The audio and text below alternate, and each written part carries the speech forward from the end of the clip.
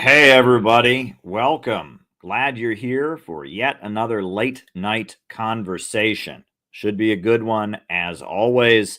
I'm looking forward to chatting with all of you tonight. Let's do it. Spoken of the American century. I say that the century on which we are entering can be and must be the century of the common man. A radical redistribution of economic power. I mean, we know that racism is just a byproduct of capitalism.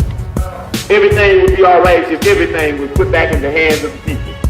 We need a government that will make sure Americans are taken care of and organize the economy to serve the people, not the profits of a wealthy few. We now have the techniques and the resources to get rid of poverty. We got to start getting out there with the people. Get out of the movement and get to the masses. We need a government of action.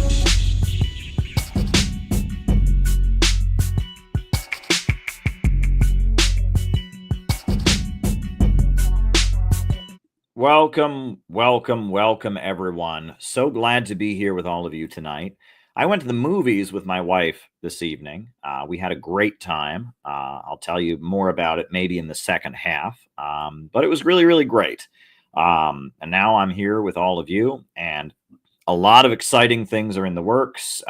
So I guess just quick reminder, or for those of you who might be new, the way this show works. First, I give my opening remarks that are then followed by the roll call, that are then followed by me answering your questions for the remainder of the show. So if you got something you want me to talk about in the second half of our show, all you need to do is send me a super chat or a Rumble rant. And in the second half of our show, I will answer it. Rumble rants are on Rumble, and we're streaming right now on Rumble.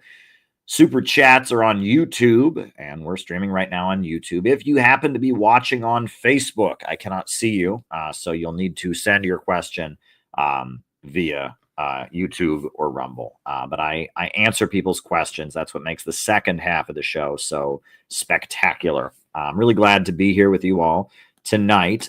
So a couple quick announcements. First of all, join the Center for Political Innovation. We are back in business and membership is open. You can become a dues paying member. It's $15 a month. Not too bad. You can join on our website. We have a brand new website you can join at. So that's always very exciting. Go and become a member of the Center for Political Innovation. Our other announcement is the morning messages that we do with CPI are starting up again. And we now have a new morning message guy. I was handling them myself before, and that was a bit much, but we have a very loyal and dedicated member of our group named Dan Niswander. And Dan Niswander is going to be our morning message guy. And he actually has taken on that task. So we're going to resume. We are relaunching the morning messages. So tomorrow's morning message, I'll be dropping the link in the chat. Hold on. And you can submit morning messages, and Dan will be handling them. And it's a great responsibility that Dan has taken on. We really appreciate him doing that. So this is the link to tomorrow's morning message. It's every morning on the CPI YouTube channel, every morning that we can. It's a great thing that we are doing as a community, being there for each other, giving us each other a way to start the day with revolutionary hope and optimism. And if you would like to make a morning message, we have this great link to submit a morning message, and we would encourage you to do that. Be there for other members of the community. Share your thoughts, sing a song, tell a story, etc.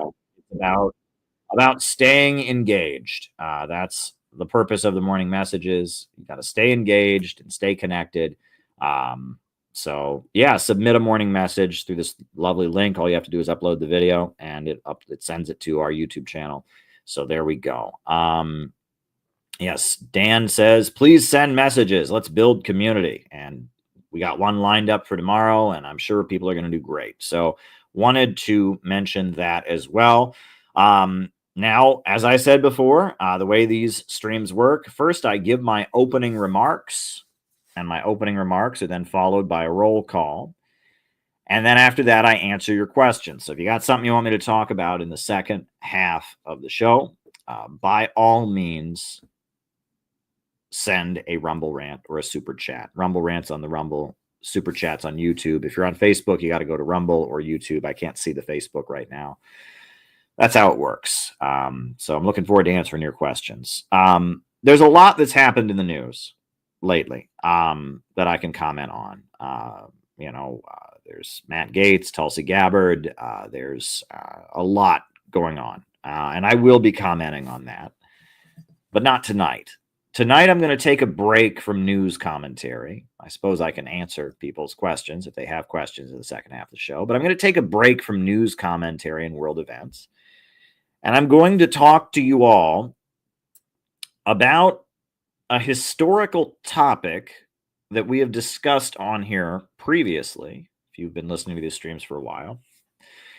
But I'm going to talk about it from a different angle.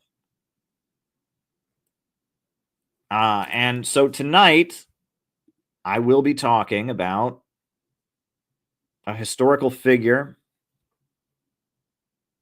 that I have lately drawn a great deal of inspiration from. And that's this guy, the prophet Jeremiah, the ancient Hebrew prophet Jeremiah. He's known as the weeping prophet. He lived in the ancient kingdom of Israel. The prophet Jeremiah. And he's one of the most important and sacred of the Hebrew prophets. And in the Russian Orthodox Church, they have an icon honoring the weeping prophet Jeremiah. That's the Russian Orthodox icon of the prophet Jeremiah.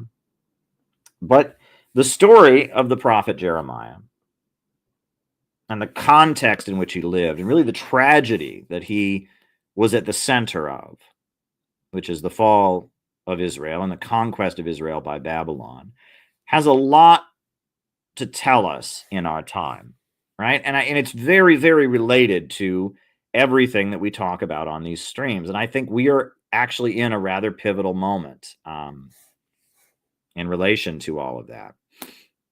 So what was going on? What was happening? Well, the kingdom of Israel in the year 650 BC, the kingdom of Israel was in a great crisis. And it was in a great crisis because the people of the country were not united. They were divided. And the reason that they were divided was because the rich were out of control. The rich people of ancient Israel in 650 BC were doing what greedy rich people often do.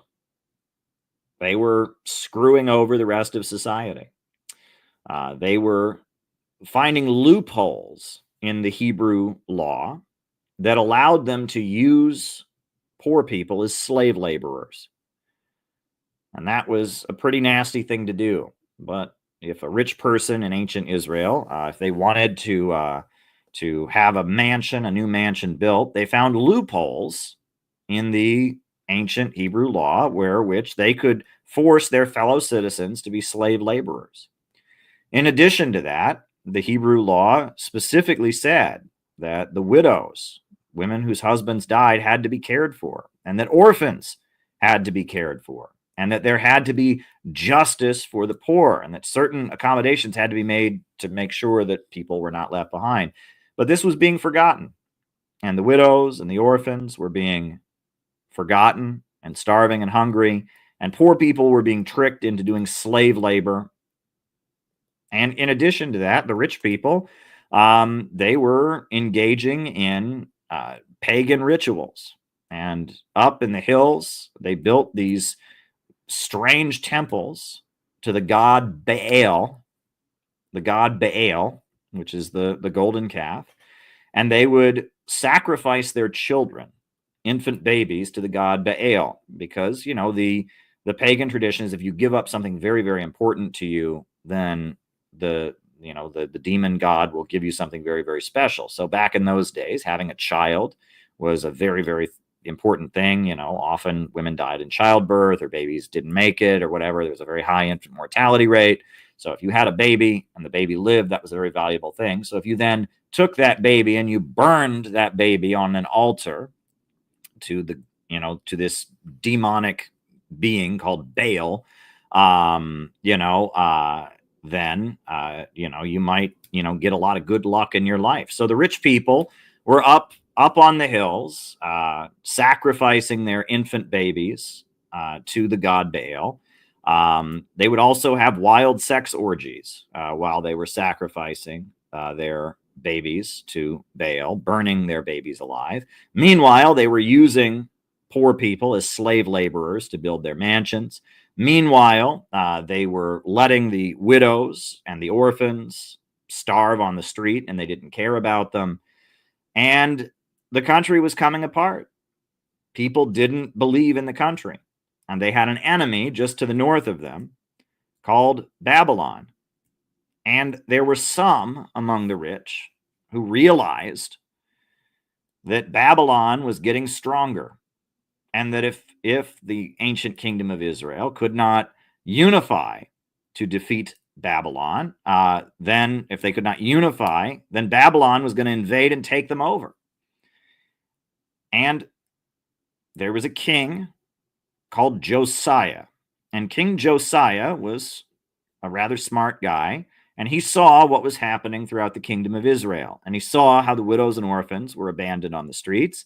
And he saw how the rich people were using the poor people and tricking the poor people to be slave laborers. And he saw how the rich people were engaging in human sacrifices, burning their own children while they had wild sex orgies up on the mountains, worshiping the god Baal.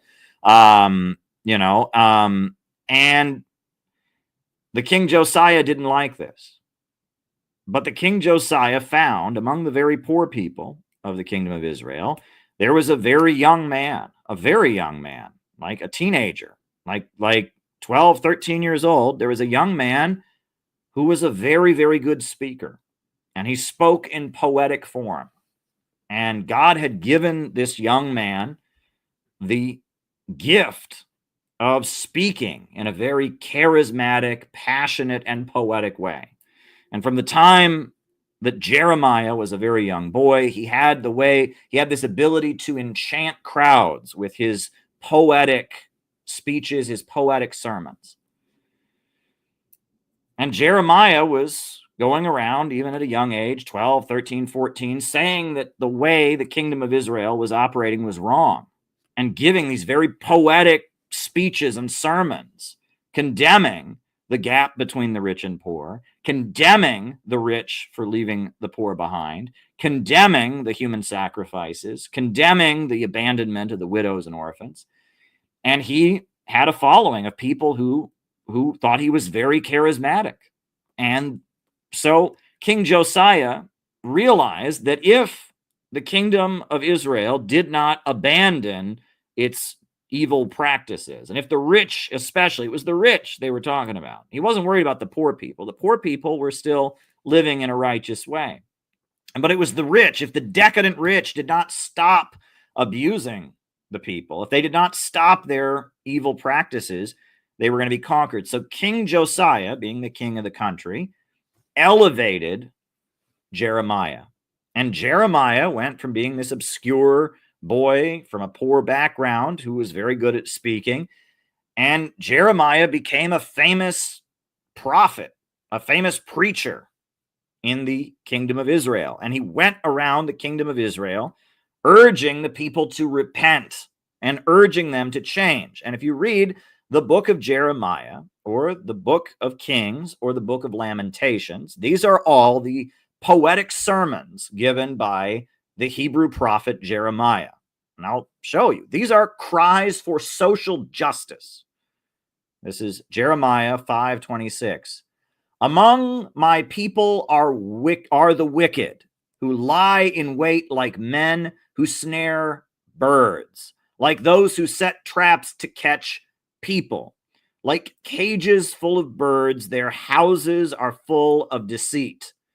They have become rich and powerful and have grown fat and sleek.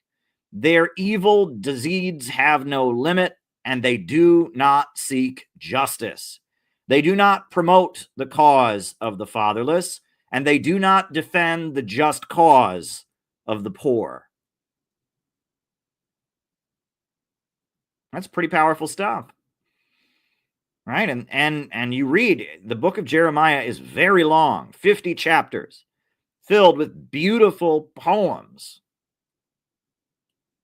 that the Hebrew prophet gave, condemning the decadent rich, condemning the exploitation of the poor, the setting of traps for men who snare birds, setting traps to catch people, not promoting the cause of the fatherless, not defending the just cause of the poor. And he gives these very, very powerful sermons, urging the people of ancient Israel to repent. He said, "Thus says the Lord, do justice and righteousness, and deliver from the hand of the oppressor him who has been robbed. And do no wrong or violence to the resident alien, to the fatherless, and to the widow, nor shed innocent blood in this place."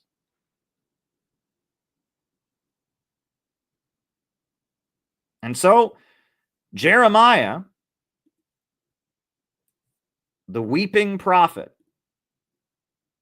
who's full of passion and emotion, he builds a mass movement. He builds a mass movement of poor people, of working people throughout ancient Israel, saying that they have to repent from their ways. They have to stop mistreating the poor. And King Josiah is promoting him because King Josiah, he's a king, he's from the rich and powerful class, but he sees that the bulk of his own class is working against the national interest. And so King Josiah is a Bonapartist. There's a division in the ruling class. And King Josiah is a Roosevelt. He's a Lincoln. He's a Trump. And he sees that there is injustice and wickedness among his own class. So he unleashes Jeremiah, an agitator, a radical, and he unleashes him to mobilize the poor people, to try and demand that the rich stop their unrighteous ways. There's a fight in the ruling class, and as we know, when the ruling class begin fighting with each other, they recruit working people to be their foot soldiers. And so King Josiah, in order to try and control his own class, mobilizes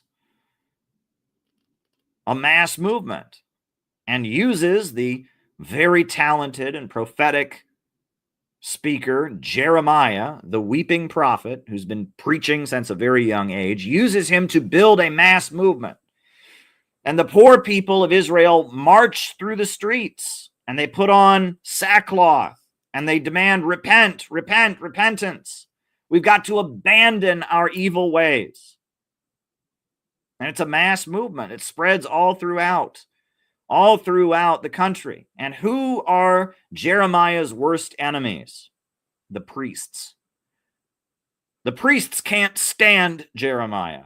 Why? Because the priests have spent years studying and they were born into it, into the position of being in the priesthood, and they have got official titles.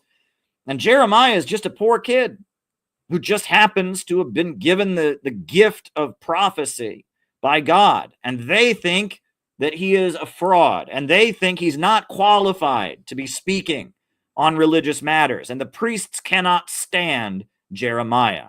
The priests are the ones who run the temple in Jerusalem. The priests are the ones who have authority within the established religious practices of the kingdom. And Jeremiah is just some rabble-rouser, who can fire people up and give these powerful sermons. And the priests can't stand Jeremiah.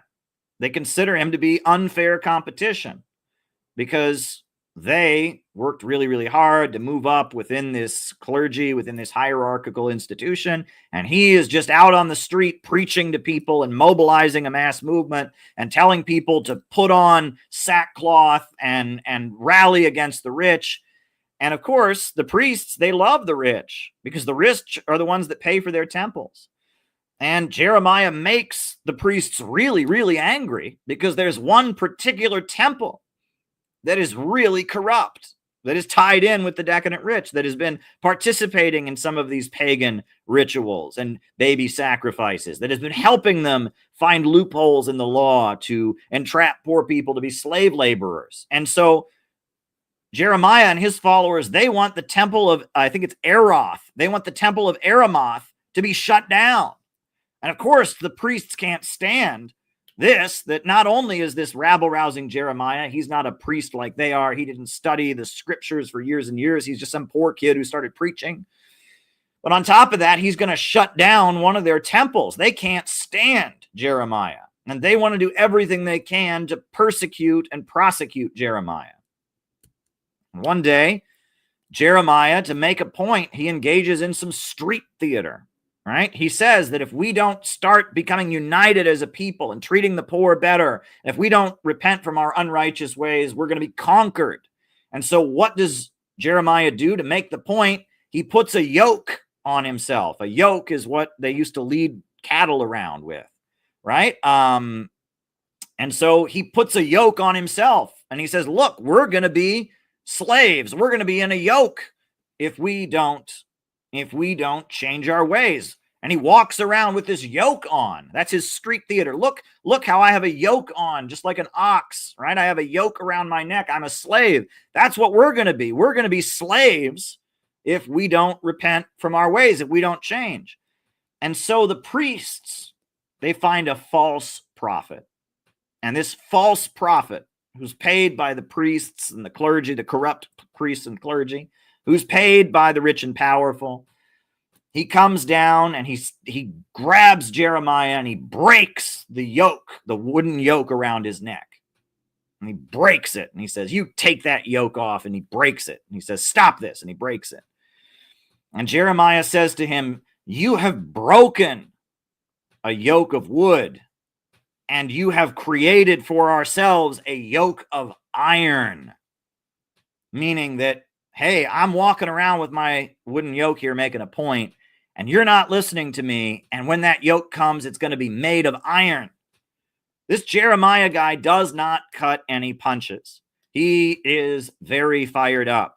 And the King Josiah likes what he's doing because the King Josiah can see that Babylon is right up north and is going to invade them if they don't get their act together. And so Jeremiah, the weeping prophet, leads this mass movement. But what happens?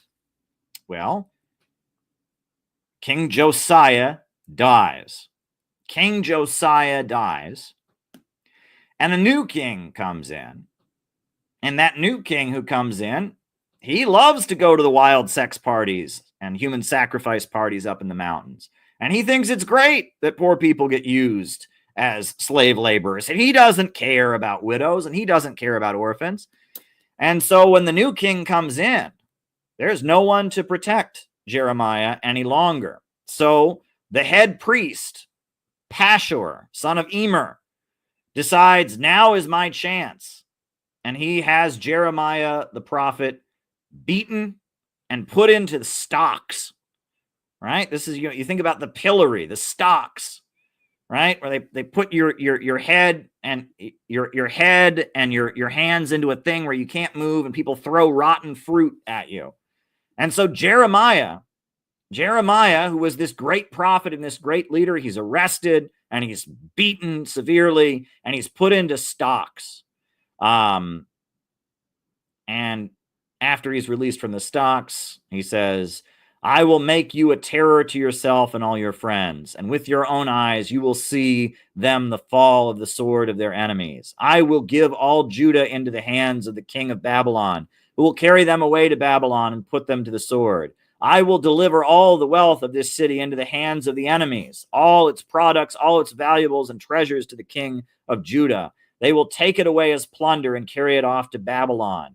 And he basically says, Pasher, you're punishing me, but you're really hurting our country, because our entire kingdom is going to be destroyed and we're going to be conquered. And you think you're hurting me. You think that's great, but it's really all of us that are going to suffer because of what you're doing. And then after he's released from the stocks, from the pillory, Jeremiah gives this very, very sad complaint to God. And he says, God, how can you have made me a prophet? He said, because I can't not do it. I try so hard not to condemn injustice. I try so hard to just go along with things, but I can't do it. He says, you deceived me, Lord, and I was deceived. You overpowered me and prevailed. I am ridiculed all day long, and everyone mocks me. And whenever I speak, I cry out, proclaiming violence and destruction. So the word of the Lord has brought me insult and reproached me all day long. But if I say I will not mention his word or speak his name anymore, his word is in me, in my heart like a fire shut up in my bones. I am weary of holding it in. Indeed, I cannot. I hear many whispering, terror on every side. Denounce him. Let's denounce him.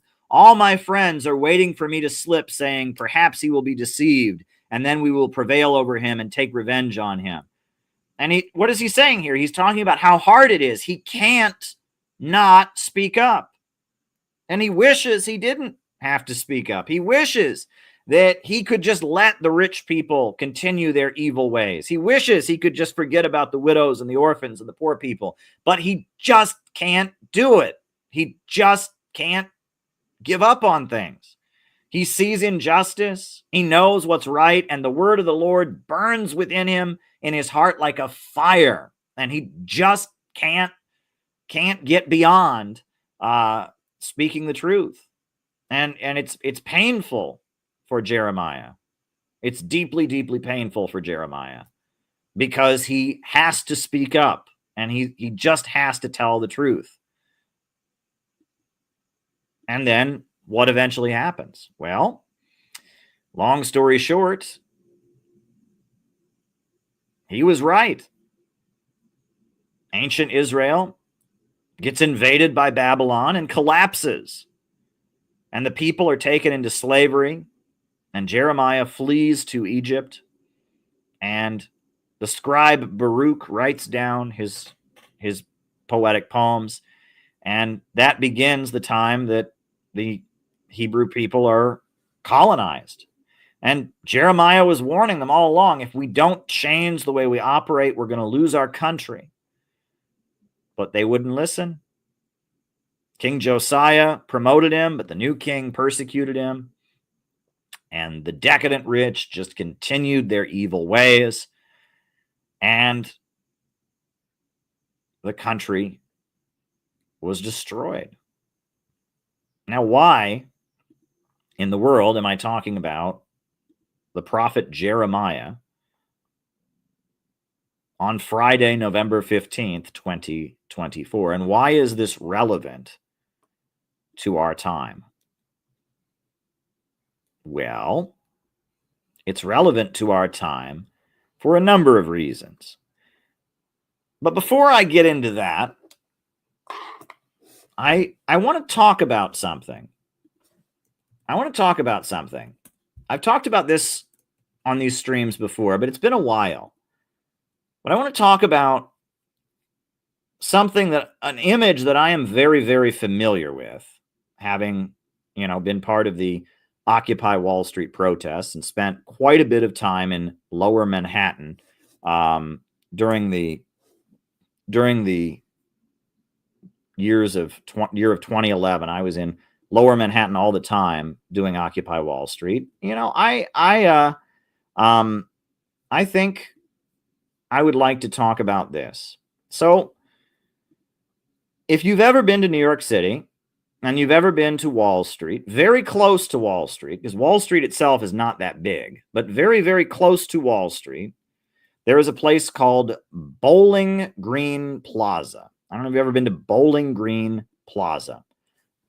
And it's an area that's like right around the corner from Wall Street. Bowling Green Plaza. And Bowling Green Plaza, it's where the Occupy Wall Street protests actually began. They began in Bowling Green Plaza, and they eventually moved to Zuccotti Park, very close to Wall Street. But Bowling Green Plaza is in New York City. It's right near the Wall Street Stock Exchange. Bowling Green Plaza. And Bowling Green Plaza has a very interesting statue in it. I'll show you that statue. And if you've ever been there, you probably know what the statue is. But this is the statue they have in Bowling Green Plaza, right near Wall Street. That's the famous Wall Street Bull. Now, what is it? What was the deity that the people in ancient Israel were worshiping when they had these wild sex orgies, when they were sacrificing their children as part of their decadent ways? What was the deity that they were worshiping?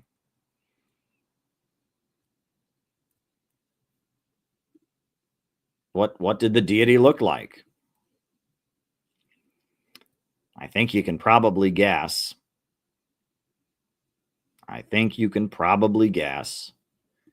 The deity that the peoples of ancient Israel were worshiping, and the ultra-rich of ancient Israel were worshiping in order to justify their evil ways.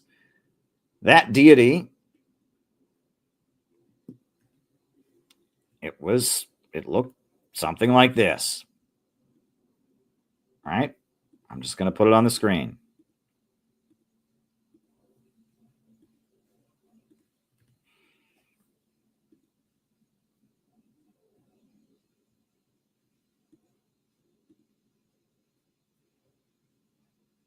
That's what it looked like. It was a bull with horns.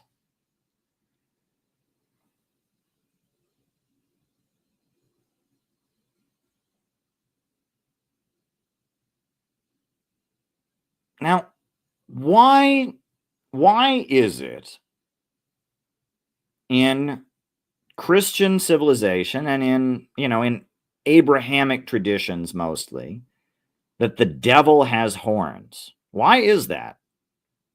Why does the devil have horns, right? Why? This is a very interesting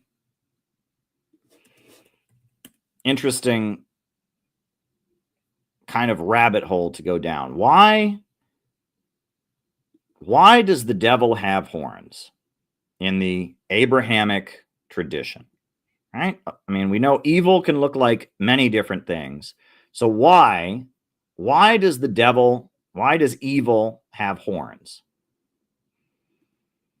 Well, it has horns because of this legend that long predates Christianity. In ancient Mesopotamia, one of the first recorded religions, the founding myth was the Epic of Gilgamesh. The Epic of Gilgamesh. Wow, that picture is way too small. I'm sorry. Hold on. Let me try to get a bigger version of that picture. But in ancient times, you had the Epic of Gilgamesh. That was the founding myth of ancient Mesopotamia. I'm going to try to get you a better picture of the Epic of Gilgamesh.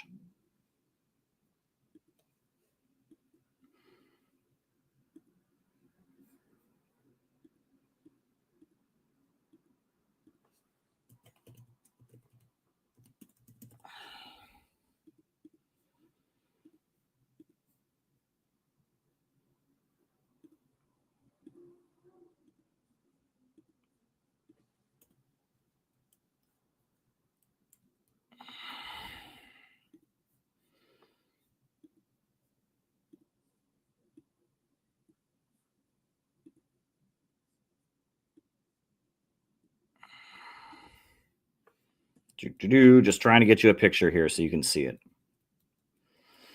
There's an ancient poem called the Epic of Gilgamesh. It was like the founding myth of Mesopotamia.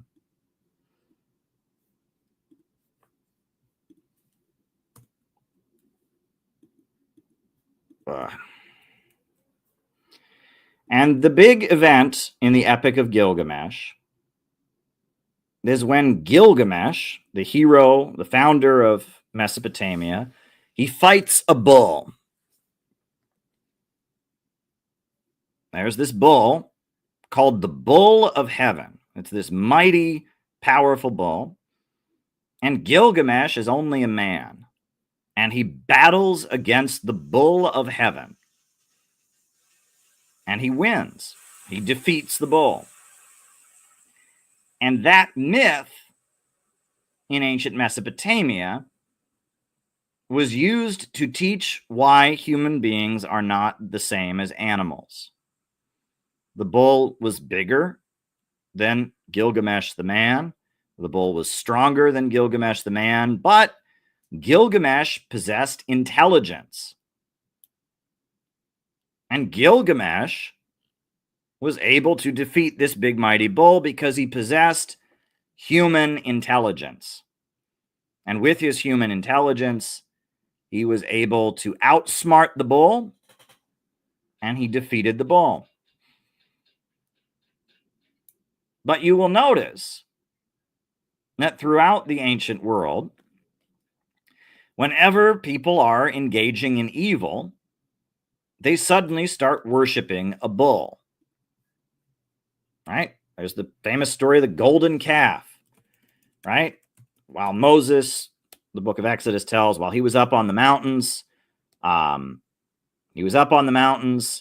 the people down below, they got tired of waiting for Moses to come down from the mountains. So the children of Israel began worshiping the golden calf.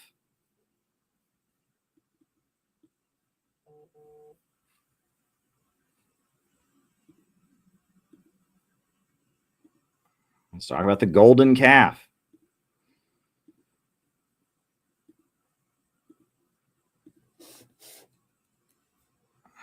Sorry, it's just I'm catching up, right? I didn't think I was going to use anywhere near the amount of images I'm using tonight, but that's just how these things work.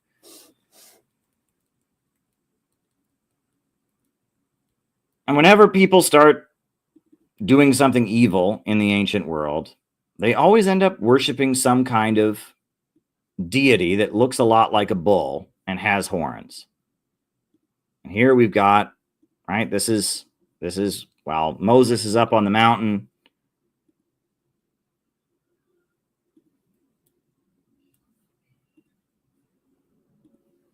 The people, the children of Israel, start worshiping the golden calf. And then I talked about how in the time of the prophet Jeremiah, they start sacrificing to Baal. And what are they doing while they're sacrificing to Baal? They're engaging in wild sex orgies. They're sacrificing their own babies in the hopes that they can get good luck out of it, that can benefit them. They're sacrificing their own children as the decadent rich. And they're also using slave labor, and they're also exploiting the poor. And so now today, right outside of Wall Street,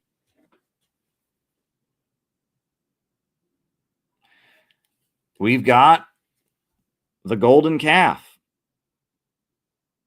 And that's clearly what it is. All right. I mean, the fact that right outside of Wall Street, they've got a giant bull with horns, it's a symbol of evil. And I don't think it's placed there because the people on Wall Street are literal Satan worshipers. I think it's placed there to mock the working people. Because what do you think that these people that were praying to Baal thought while they did it? What did they think? They thought, we don't want to be suckers. all these rules that say you have to treat everybody nice and respect other people and take care of the widows and take care of the orphans. That's stupid. And we can engage in some dark ritual and sacrifice babies, and we can get lots more money and wealth.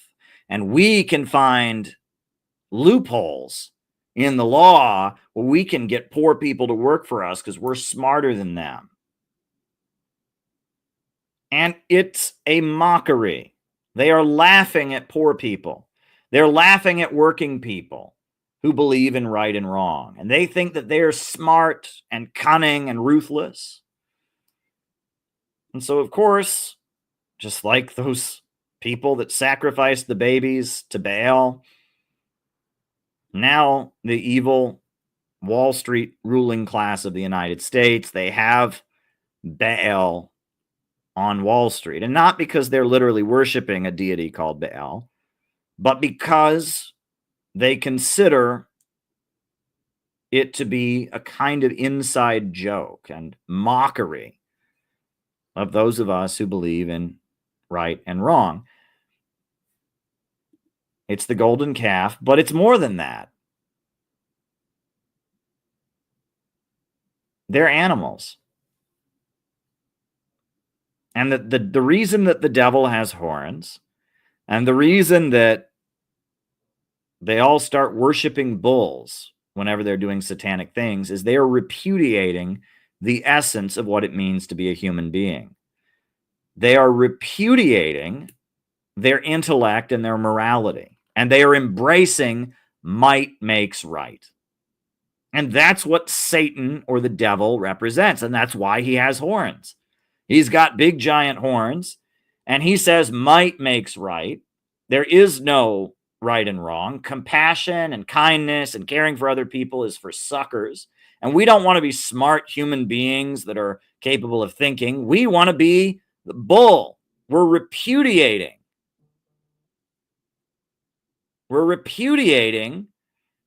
the Epic of Gilgamesh.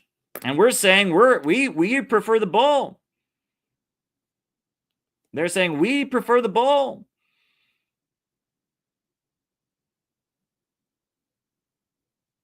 We want to be the bull. We don't want to be the human being. And we want to celebrate the animalistic aspects. We want to kill our own children. We want to exploit other people ruthlessly. We don't care about them. We want to bow before the golden calf.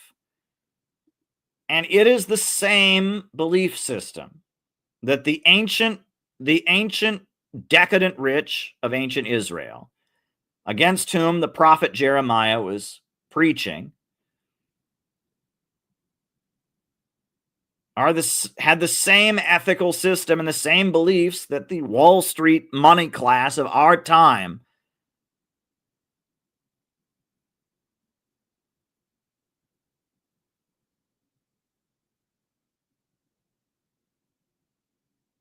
It's the same beliefs. It's the belief that compassion is weakness, that right and wrong don't exist. It's the belief that a really, really strong person would sacrifice their own child just to maximize their own profits. It's the belief that we don't want to be humans. We want to be bulls. Might makes right. We want to be beasts with horns. It's all the same thing. And the prophet Jeremiah, who could not stop preaching and who just had to keep preaching about what was right and wrong and could not let himself be silenced, he railed against the injustice of the time. What did he say? He said, "Among my people are the wicked, who lie in wait like men who snare birds and like those who set traps to catch people." He's talking about using people as slave laborers, like cages full of birds. Their houses are full of deceit because they used slave labor to build them. They have become rich and powerful and have grown fat and sleek. Their evil deeds know no limit, and they do not seek justice. They do not promote the case of the fatherless, and they do not defend the just cause of the poor. He's condemning the decadent rich on their crimes, their indifference to those who are suffering, their greed. He's condemning them. They call him the weeping prophet because he bursts into tears throughout his preaching. He's just so upset about what's happening to his country and what will happen to it if they don't repent from their ways. He says to them, his message that he builds his mass movement on the basis of is do justice and righteousness and deliver from the hand of the oppressor him who has been robbed, and do no wrong or violence to the resident alien, the fatherless, and the widow, nor shed innocent blood in his place. And then he faces heavy persecution and he becomes angry at God. He says, you deceived me, Lord, and I was deceived. You overpowered me and prevailed, and I am ridiculed all day long, and everyone mocks me. And whenever I speak, I cry out, proclaiming violence and destruction. So the word of the Lord has brought me insult and reproach all day. But if I will say, I will not mention his word or speak any more in his name, his word is in my heart like a fire shut up in my bones. I am weary of holding it in. Indeed, I cannot. And that was the situation in ancient Israel. And we all know what happened. Is eventually they didn't listen to Jeremiah. And eventually the kingdom came apart and they got conquered and they were colonized for hundreds of years. They were held captive by the Babylonians. Well, the reason I'm bringing you this message tonight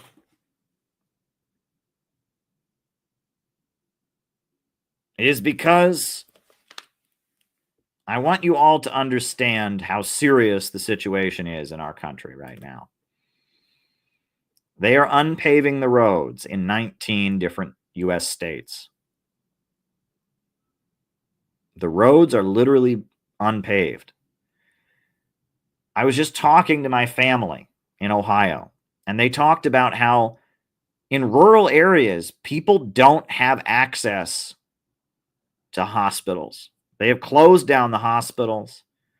And if somebody gets shot or if somebody gets stabbed, they cannot get the medical care they need. I don't know if you remember what happened in Baltimore, where the bridge collapsed. Do you remember that? This bridge in Baltimore, this huge bridge just fell down. Do you remember this?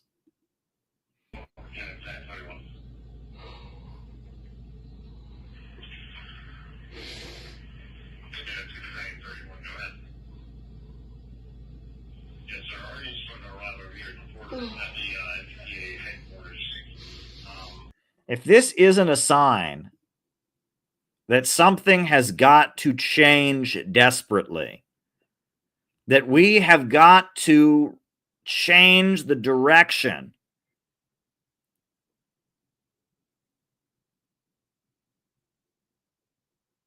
I don't know what is. I mean, if you can see this happening in your country and not be very, very worried about the future, I don't know what to say to you. This is pretty bad.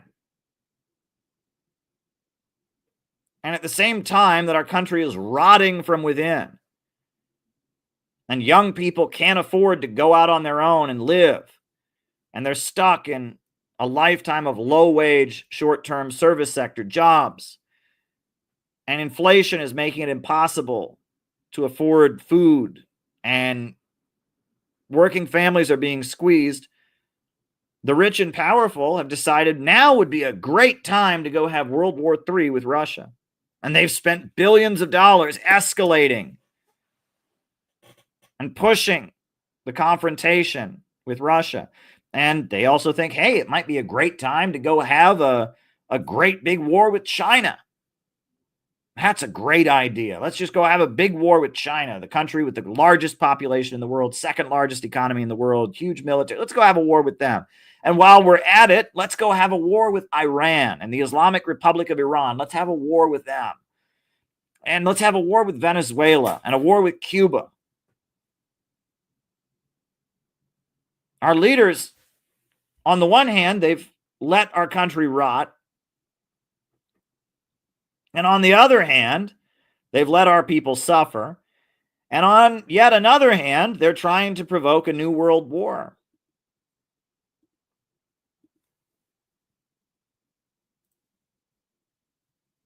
And so what are we doing? What are we doing? What is the Center for Political Innovation doing? We're saying, repent. We're saying we have to change. If this country doesn't change, and we don't start putting working families first, and we don't start learning to get along with Russia and China, if we don't restructure our economy to be based on growth and not usury and speculation, if we don't stand up to the decadent rich that are using slave labor in the prison industrial complex and are allowing our country to rot, and if we don't care for the poor in this country and the widows and the orphans, if we continue to let the decadent rich sacrifice human life and enrich themselves as our country falls into ruin, if this continues, we will lose our country.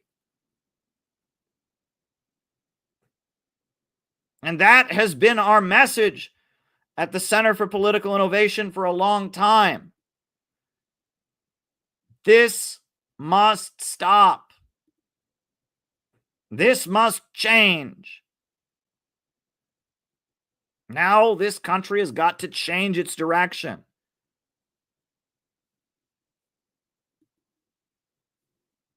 And the reason I'm bringing you this message tonight is because I think that there is a very good chance that Donald Trump can be King Josiah. Donald Trump can be the Bonapartist who sees that the country's falling apart and realizes that he needs somebody like Jeremiah. He needs somebody to build a mass movement to get the rich in line so we don't lose our country.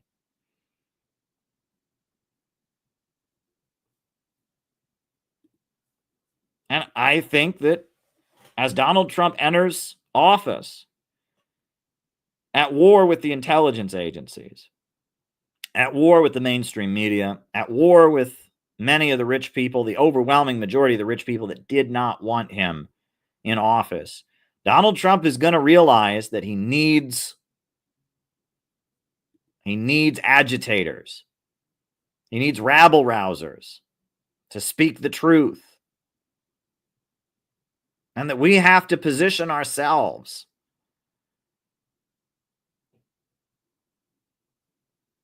so that we can utilize the position. Let me just talk about King Josiah in ancient Israel. And we're talking about the book of Jeremiah.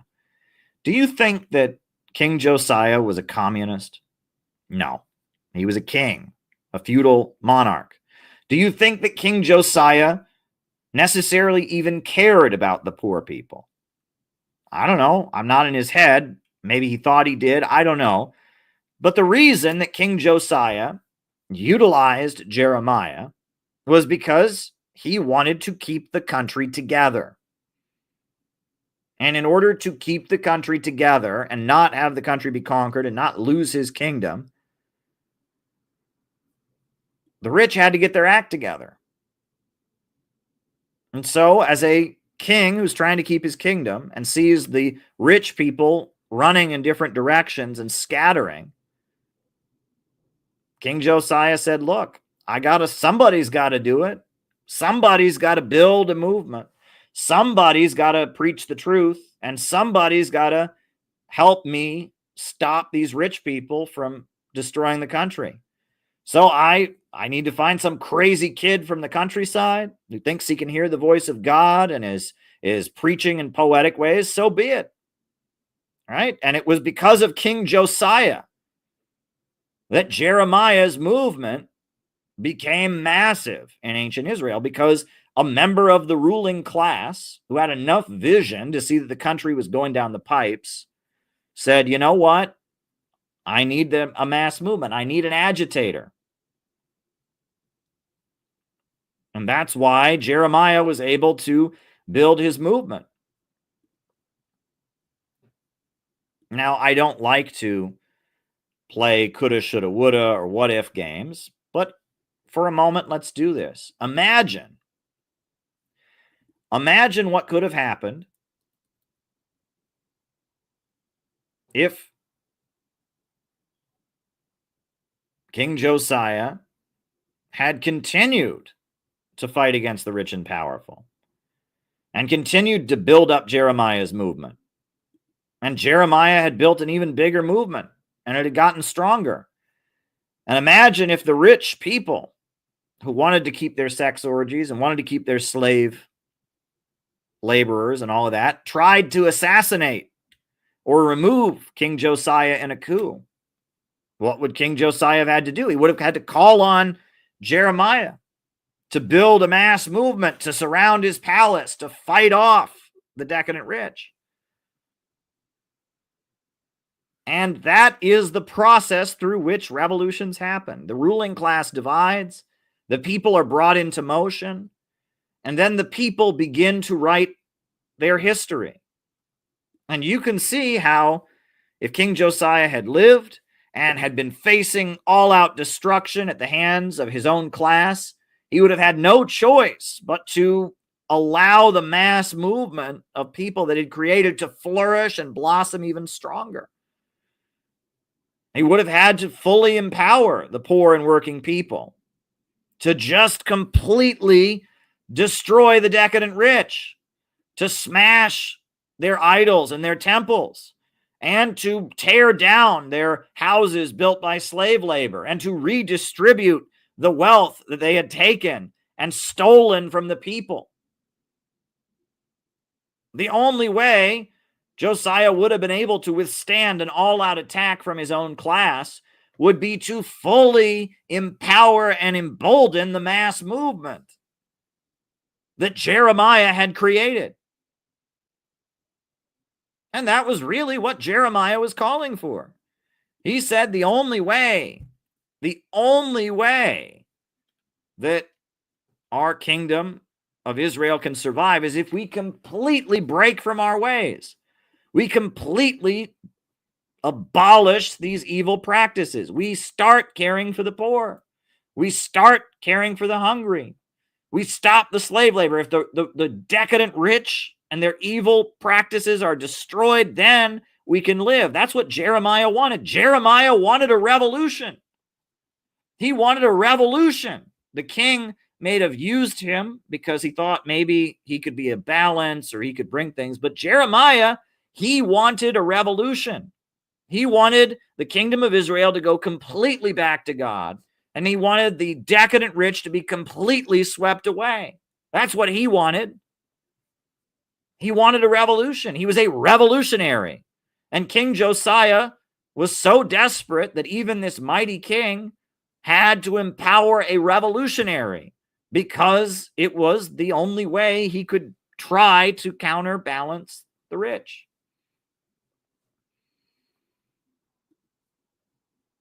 And I'm telling you all of this because our country is falling apart. And we are not caring for the just cause of the poor. We are not defending the just cause of the poor. We have rich in our country, and their evil deeds have no limit, and they do not seek justice. And they are leading our country in a very, very dangerous direction. And our country is falling apart. And there are some people in the Pentagon, and there are some people in the military, and there are some people in the rich sections of society who realize that we're fucked. We are absolutely fucked if we don't change our ways, if we don't fix things in the country, if we don't stop spending billions on war while our country falls apart, if we continue to imprison our own people for profit, if we continue to let people's lives get worse and worse and worse, if we continue to have an economy based on Wall Street derivative ripoff schemes, if we continue to provoke a confrontation with China and Russia and Iran and Venezuela and North Korea, if we continue to do this, we will be destroyed. We will be destroyed.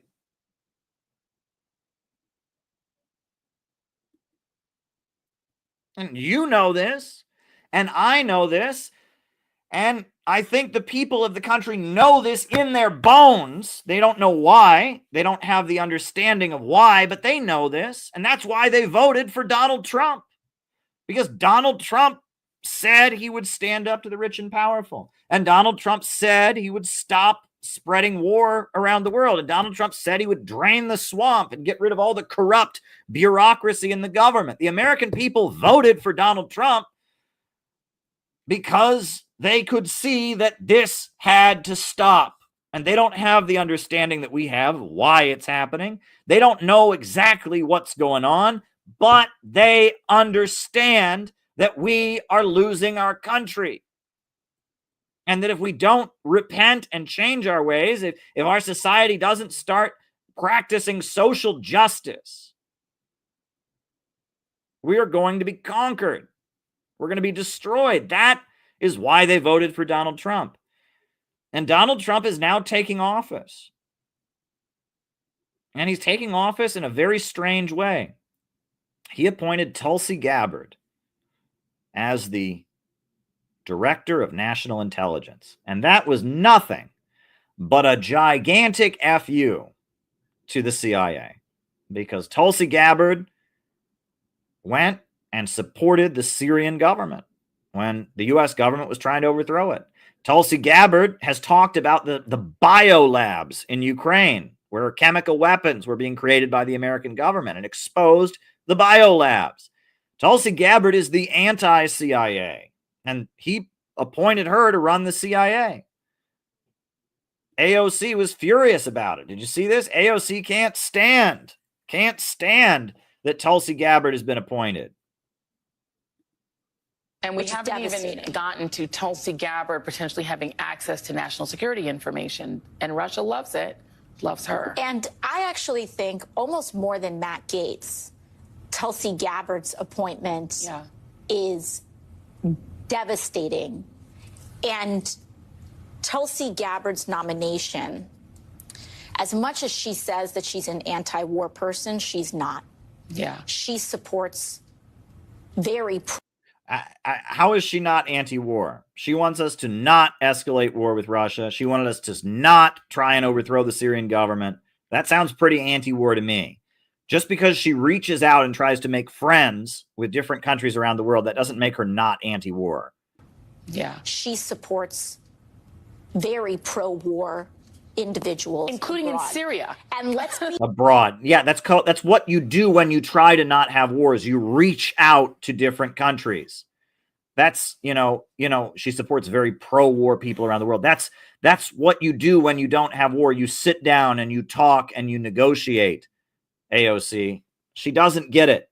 She's furious.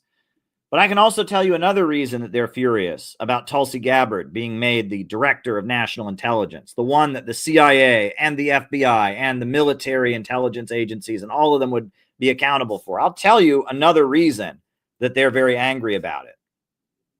I'll tell you a reason that they are pissed. They are very, very pissed that Tulsi Gabbard got the gig. Really there to promote Russian and North Korean foreign policies. She may not understand that, but she's being used by people like Dennis Kucinich and others to do that. She also has some connections to the Center for Political Innovation, which is a very pro-Russian outfit run by a man called Caleb Maupin. Now, did you hear that?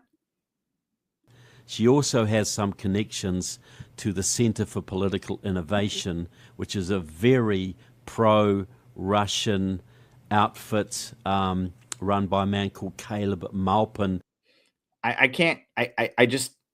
couldn't believe this when I heard it. Someone sent this to me and I was like, are you kidding me? And others to do that. She also has some connections to the Center for Political Innovation, which is a very pro-Russian outfit run by a man called Caleb Maupin.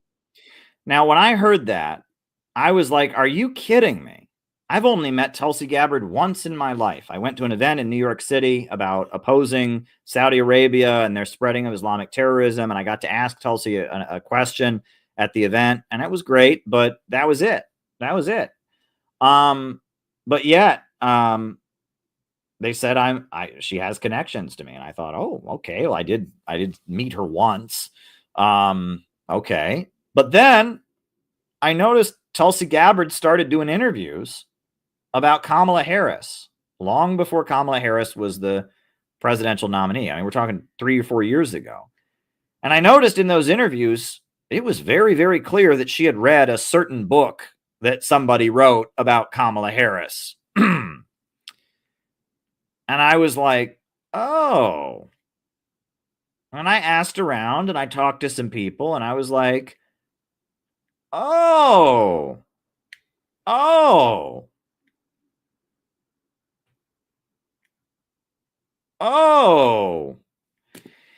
And I'm telling you, folks,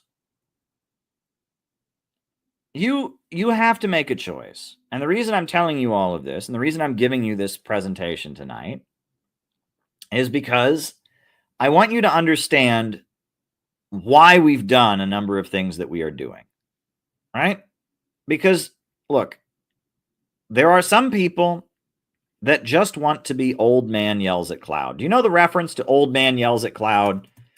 It's a Simpsons reference, right? This is, a Simpsons, a classic TV reference from the Simpsons. I will put it on the screen, right? It's like, Grandpa Simpson is bragging about how he made the news at one point. And so he holds up the newspaper clip, and the newspaper item where he's proud that he made the news is this. I'll show it to you. And it's become like an internet meme, like a joke, right? But it's, the context of the joke, it's on The Simpsons, right? And that Grandpa Simpson is very, very proud that he was featured in the news. And then he holds up the news item that he was featured in. And I will hold on. Gotta delete a few things so it lets me show it.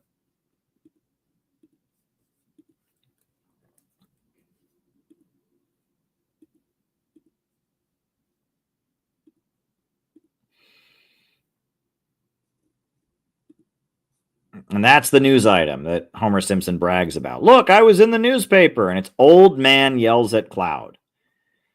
And there are a lot of people on the internet, and I don't blame them. I really don't blame them. It's not their fault, okay? And if you're one of these people, it is not your fault. I understand that you just don't know any better. There's a lot of people who they don't believe that they could ever be anything but old man yells at cloud. Okay? I mean, and I understand that because this isn't a society that pushes self-esteem, number one.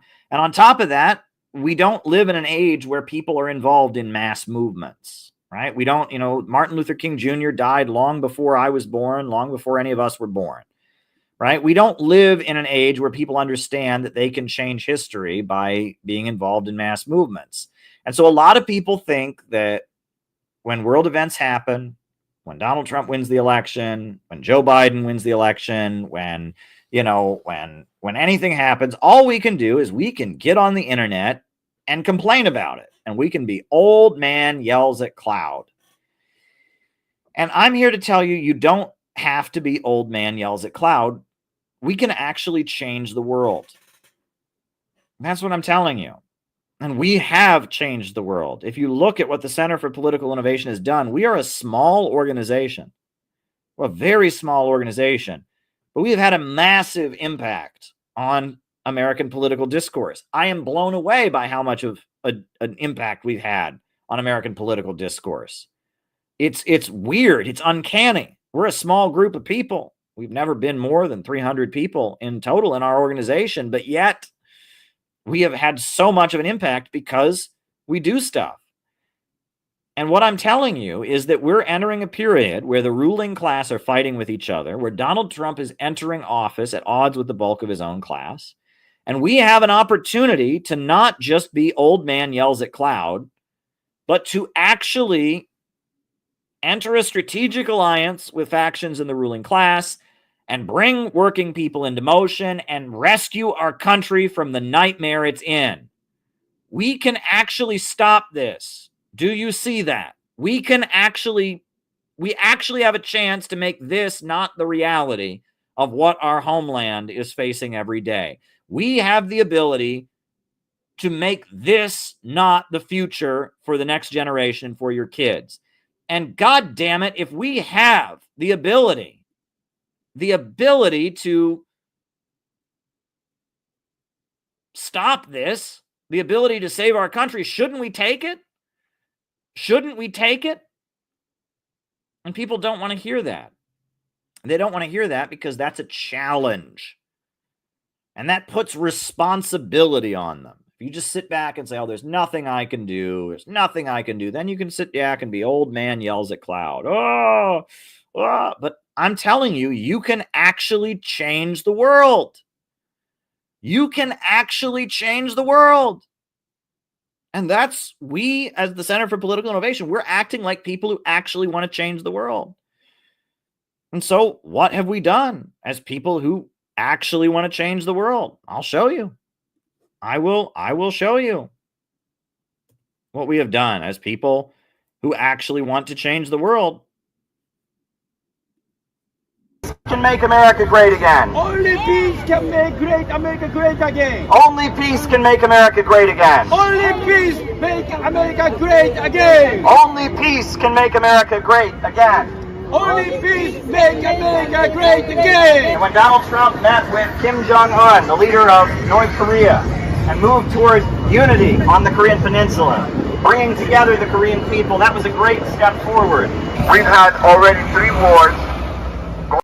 So we just loaded up the banner and the PVC pipes, and we're headed up to Central Park. Let's see how this goes. Away, away, away, away, away, away. We have the banner out, and now we're getting the zip ties on. How's it going, guys? All right. All right. 1, 2, 3. Beautiful. Nope, it's not gonna hold.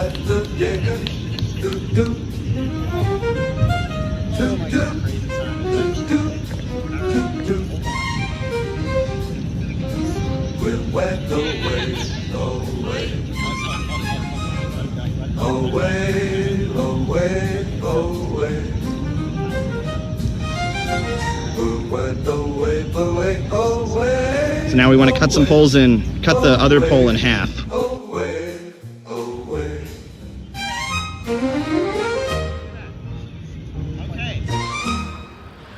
All right, so we're here at Trump Tower.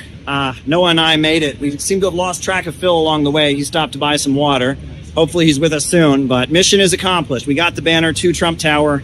Only peace can make America great again. This is the man that we want Donald Trump to be. Here on this banner, you will see the greatest thing that Donald Trump did in his entire presidency. He went and became the first president to ever visit the Democratic People's Republic of Korea, North Korea. This is a country that's been technically at war with the United States since the 1950s. Donald Trump shaking hands with oligarchs told you we're our enemies. They told you these people are horrible. They told you these people are terrible, that they will never do anything good for us. There's a reason for that. It's called money. It's called power. They want to weaken you mentally. They want to capture your spirit, stomp you out, and tell you, why bother? Why get out of bed in the morning? Why do anything worthwhile? No. Understand, peace is possible, but you must give it a chance. Giving peace a chance is giving yourself a chance. We are here to say that only peace can make America great again. And that what Donald Trump did on North Korea, that was awesome. And we want that to continue. We want more peace negotiation. We want more trade. We want more diplomacy. The real America is not with the bankers, it's not the criminals on Wall Street. We don't control our government anymore. And our republic is being run by powerful forces that are very much unelected or subverting our democracy. Rebuild America. Rebuild our country instead of bombing countries around the world. We need Donald Trump to stand up to the military-industrial complex. We need Donald Trump to stand up to the war lobby.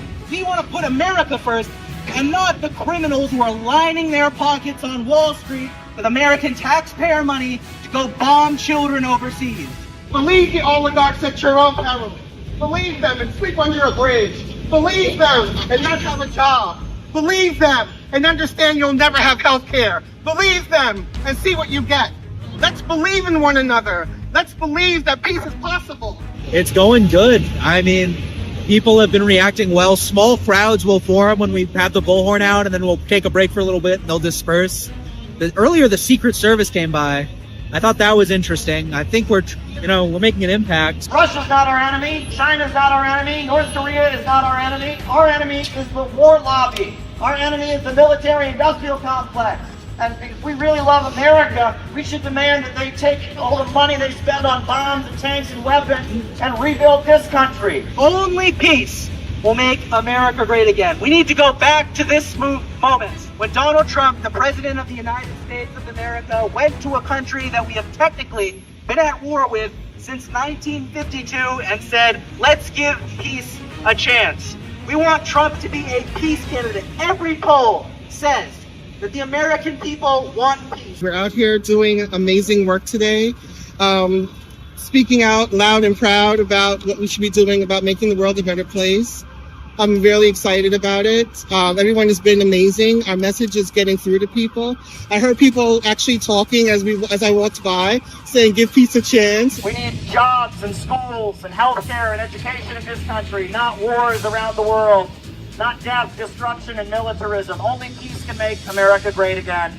Why is it that people in North Carolina are left stranded while the National Guard is in the Middle East? America's working families have been left behind while our leaders focus on wars in other countries. America first means working families first. It means no more wars. It means offering a hand of friendship and cooperation to countries around the world. We are out here in front of Trump Tower today to say we deserve that, and we do not want World War III. That's right. They want to weaken you mentally. They want to capture your spirit, stomp you out, and tell you, why bother? Why get out of bed in the morning? Why do anything worthwhile? No. Americans don't want their tax dollars to be dumped into a hole, funding wars around the world so that bankers on Wall Street can play a game of dominating the economies of the world, while Americans are starving in ditches all across this country, while there are homeless people sitting 3 blocks from the White House. In the richest country on the face of the earth, so-called, we have homeless people on every block, on every street, on every city. Why is that? Only peace can make America great again. Only peace can make America great again. Only peace can make America great again. If Donald Trump wants to get back in the White House, he's saying that he needs to do what the American people want him to do, and that is to make peace around the world. Let's stand up for each other. Let's believe in one another. Let's believe that peace is possible. Only peace can make America great again, and this is the man that you want Donald Trump to be. This brought tears to my eyes. I was so moved when it happened. To see the President of the United States and the President of North Korea shaking hands.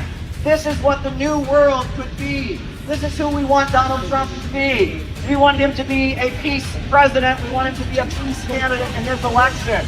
I'm hungry. I'm really, really hungry. I mean, it was hard work walking it over here. It was like, what, like a 2-mile walk? Yeah. Felt like it. And it's the wind. It's like a big sail. Challenging but rewarding. Yeah. We actually had fun. We're the Center for Political Innovation, and we are out here saying only peace can make America great again.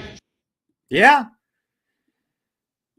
And I don't know, for those of you who may not be aware, so there's another update on this, right? Actually. Those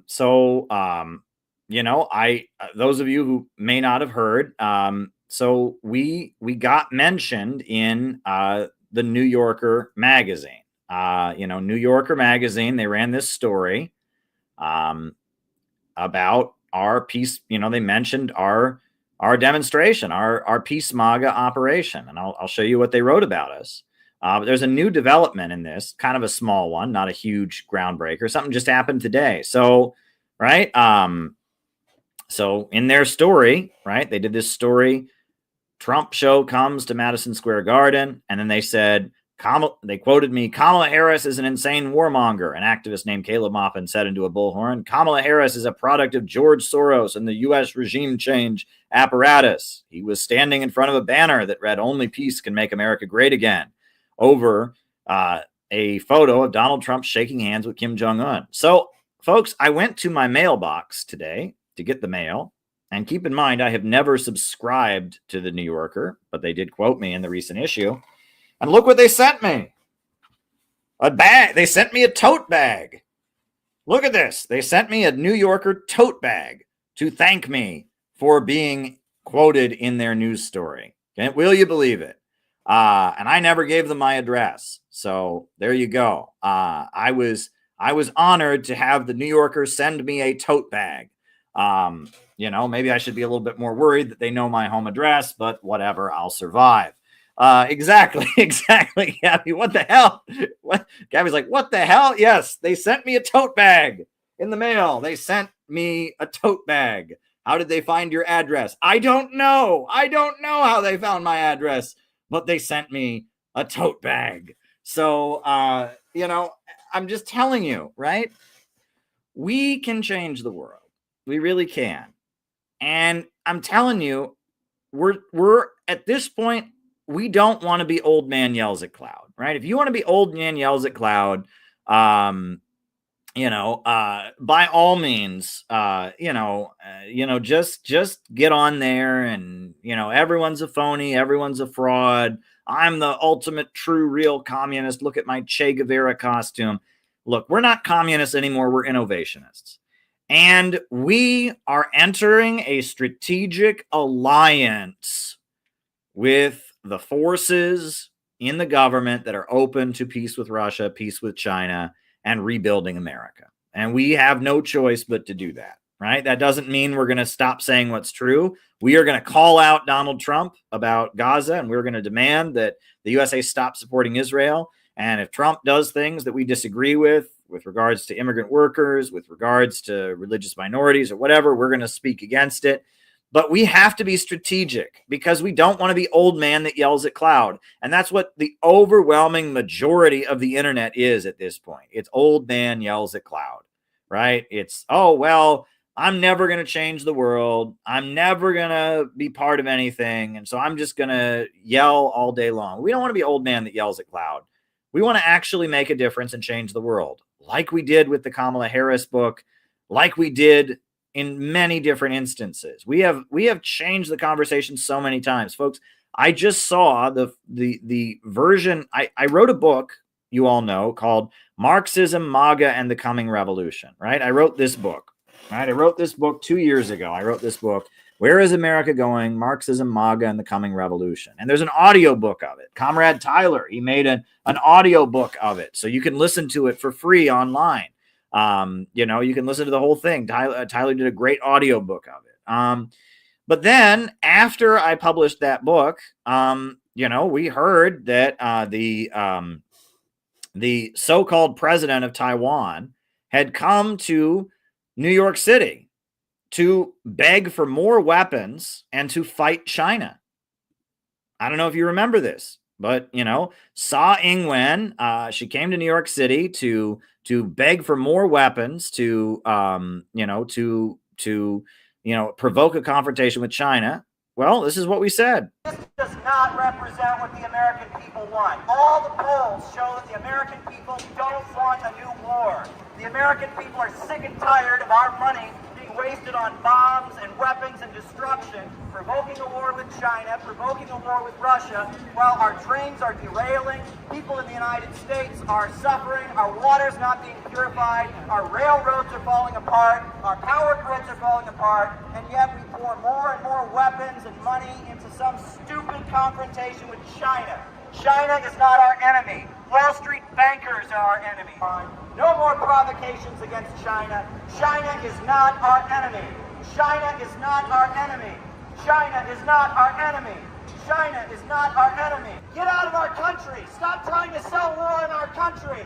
Stop trying to sell war in our country. We don't want a new war with China. We love America and we don't want a new war with China. China is not our enemy. Stop trying to sell war. Get out of our country. Stop trying to sell war. China is not our enemy. I'm a patriotic American. I love my country and I don't want World War III. And so what happened after that, right?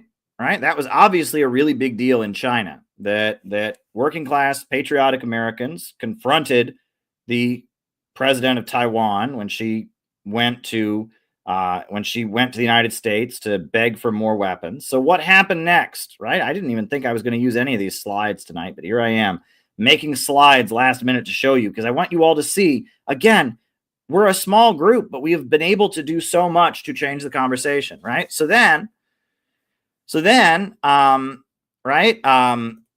what happened? Well, after we confronted Sa Ing-wen on the streets of New York City, hold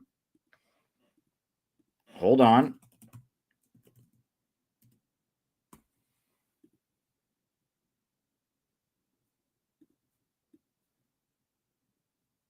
Hold on.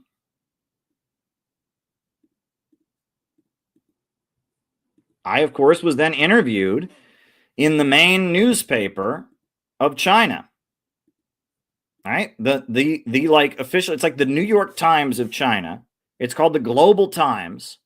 Interviewed me. And they interviewed me about it. I'll just show you.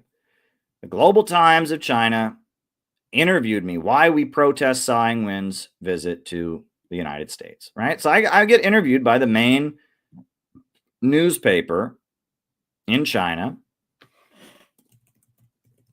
and they interviewed me about why it is that I did what I did. And so I gave the interview. And what did they do in the interview? Well, one of the questions in the interview was that they noticed that I had written a book. And they asked me about my book. Where is America going? The last question. You have a book entitled, Where is America Going? And you recently had a summit against hypocrisy. What do you think is the biggest problems of the American political system? So they talked about my book, Where is America Going? In the official Chinese newspaper. So then I was just reached out to a little while later, I was reached out to by a friend who said, I'm working with a Chinese book publishing company. We want to publish your book in Chinese. And so they've spent 2 years translating my book. I just looked at the cover today of one of the first editions of the cover of what this book is going to look like when it comes out in Chinese. This book is going to be published in Chinese. And after 2 years later, as a result of that interview, as a result of confronting Tsai Ing-wen, this book is going to be studied in Chinese. And I'm telling you, we can change the world. We're already changing the world. We're changing the conversation like you wouldn't believe, right? And by having our organization, by doing stuff, we are doing things. And I tell you, we can build a movement and we can change the conversation. And we have already done it. with the Kamala Harris book, with confronting Saw Ing-wen, with the Peace MAGA operation, we can change the world, and we are changing the world, and we don't have to be old man yells at cloud. We can do what Jeremiah did, and he saw that his country was falling apart, and he saw that they had to repent from their ways, and so he spoke up. He couldn't hold it in. He spoke up.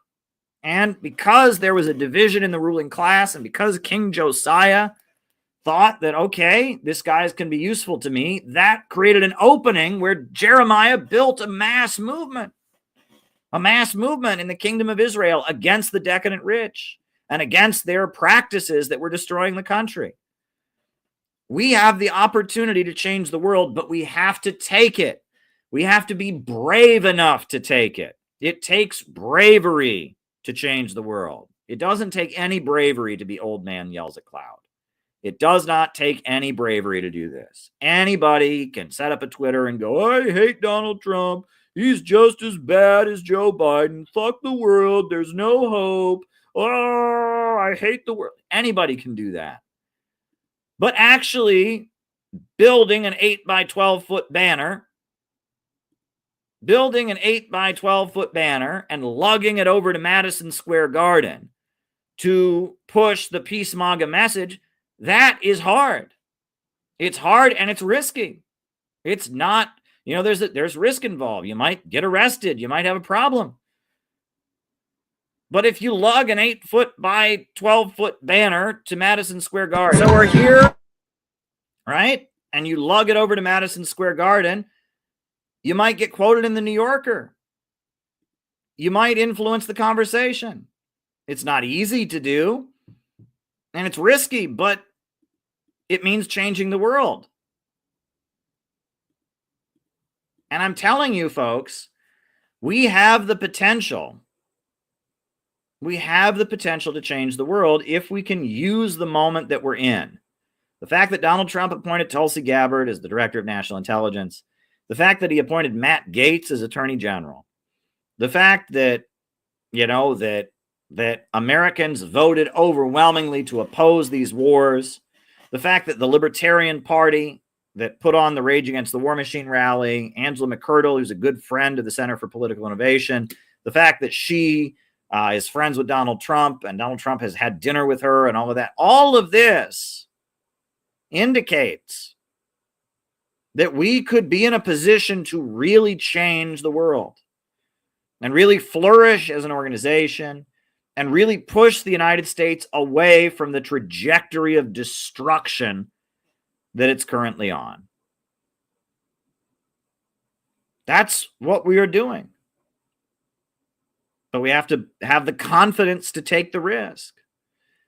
And we need comrades. The only way you're going to stay on the revolutionary road is with comrades. If you're doing it alone, keyboard crunching, you're just going to get demoralized. You're going to feel all alone. You need comrades. You need people who can keep you there and hold you up in the tough times. You need an organization. You need to join the Center for Political Innovation. We are headed to the inauguration, January 20th. There's a project we're working on that you'll be hearing about probably early next week. It's taking longer, but good things are better when they take a while. It's better if you do things right, and it's going to turn out well, but it's probably going to be early next week. You'll be hearing about a very exciting thing that we're doing. We are having a very, very exciting drop is happening next week. I don't want to say too much more about it. A very, very exciting drop is happening next week.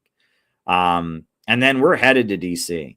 We are bringing the Peace MAGA banner to the inauguration, and we're also bringing another banner. We are getting another banner created, just as big, that talks about the Peace Bridge. All right, remember the Peace Bridge? The Peace Bridge?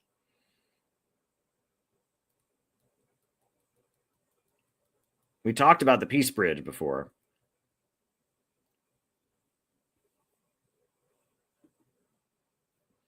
I'll put the Peace Bridge on here because we're going to start talking about this like crazy. This is very, very important. The Peace Bridge.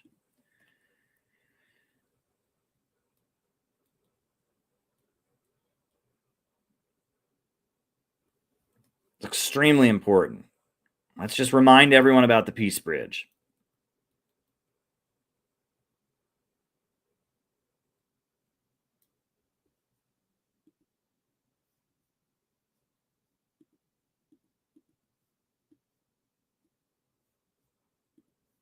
right? This is a project that has been proposed for almost 200 years, maybe 150 years. This project has been proposed by various people. It's just common sense.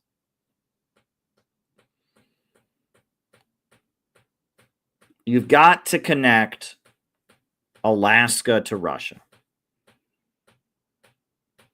The Bering Sea, the Bering Strait, you need to build a bridge connecting Alaska and Russia. It just needs to happen.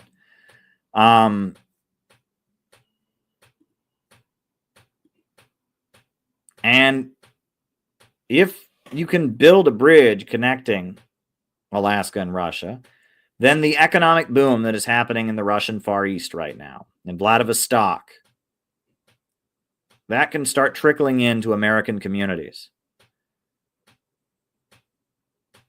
This is something that needs to happen. And we're going to get another banner to go with our Peace MAGA banner that talks about the Peace Bridge. It's time to build the Peace Bridge. America and Russia need to come together and design and build a beautiful bridge. It needs to happen. And we need to make it happen. And we're going to be talking about it. But what I'm telling you all is the Center for Political Innovation, we understand what imperialism is. We understand the irrationality of our economy based on profits.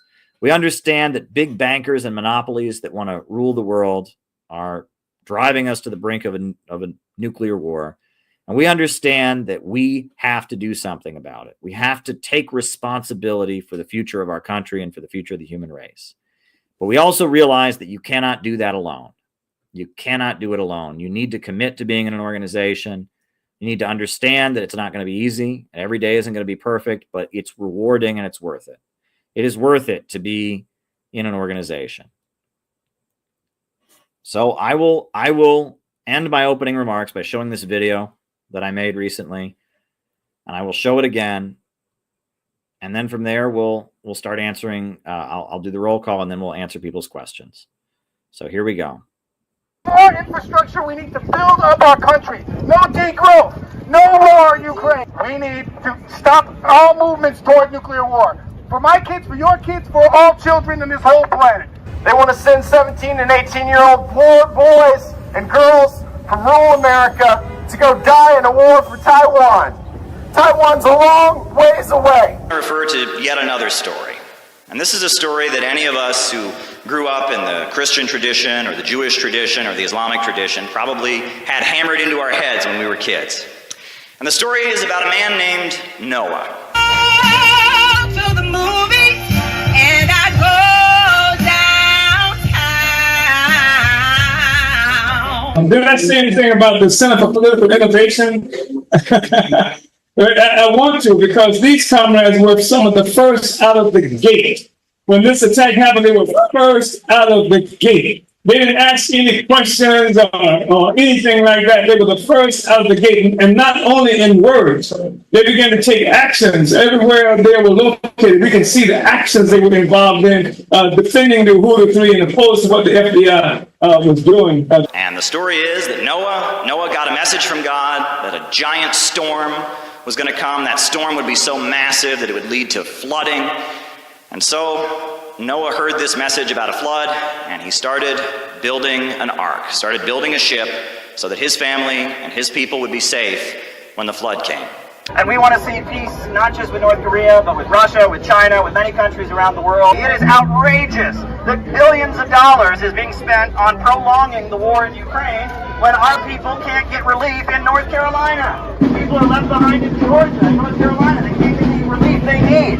She also has some connections to the Center for Political Innovation, which is a very pro-Russian outfit run by a man called Caleb Maupin. The global imperialist system is oppressing people across the planet, and it's also oppressing people right here. We are against the imperialist system. We are for a new America where working families have what they need. Support sending billions of taxpayer dollars to Nazis in Ukraine to start a nuclear war with Russia. China is not our enemy. I need you to leave, please, ma'am. China's not our enemy. Russia's not our enemy. No more money for rich men's wars. Peace with Russia. Peace with China. Peace with Russia. Peace with China. Peace with Russia. Peace with China. We need to reinvest in the United States. We need to stop bailing out these speculators on Wall Street and these creeps who keep sending us to war. He got this message, and despite the fact that nobody agreed with him, despite the fact that everyone wasn't going along with him, he started building that arc. With Russia. Peace with China. Peace with Russia. Peace with China. Peace with Russia. Peace with China. Peace with Russia. Peace with China. Peace with Russia. Peace with China. Peace with Russia. Peace with China. Peace with Russia. Houthis are heroes. Houthis are heroes. Houthis are heroes. He wrote it in 1927. This is what he wrote. In a very short time, in China's central and southern provinces, several 100 million peasants will rise like a mighty storm, like a hurricane, a force so swift and violent that no power, however great, will be able to hold it back. They are more concerned about enabling Israel to kill Palestinians than they are in making sure that Americans have hospitals to go to when they're sick or have paved roads. You want American boys to fight and die? For what? In China? In Taiwan? No. Let's fix our government right here at home to provide for working people. I went to cover Bernie rallies, talked to Bernie supporters. I talked to Trump supporters at Trump rallies, and I saw the economy, and I saw the stock market, and I saw the suffering. And I said, God damn it, if no one else is going to build a ship, I need to.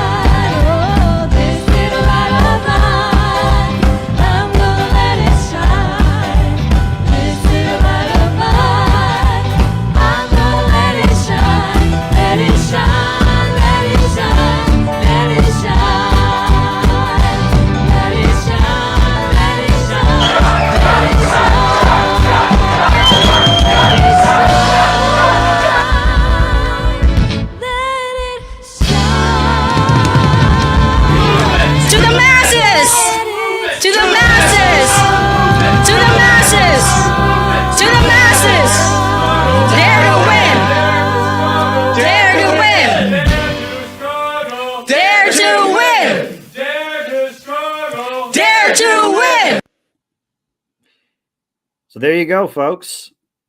Join the Center for Political Innovation. Membership is open. CPIUSA.org. Keep your eye out for the very exciting development coming next week. Names and locations, folks. Names and locations. I will call you all out as I see you. Names and locations. Who is with us tonight? Names and locations. Names and locations. Who is with us? Names and locations. Who is with us tonight? Names and locations. Who's with us?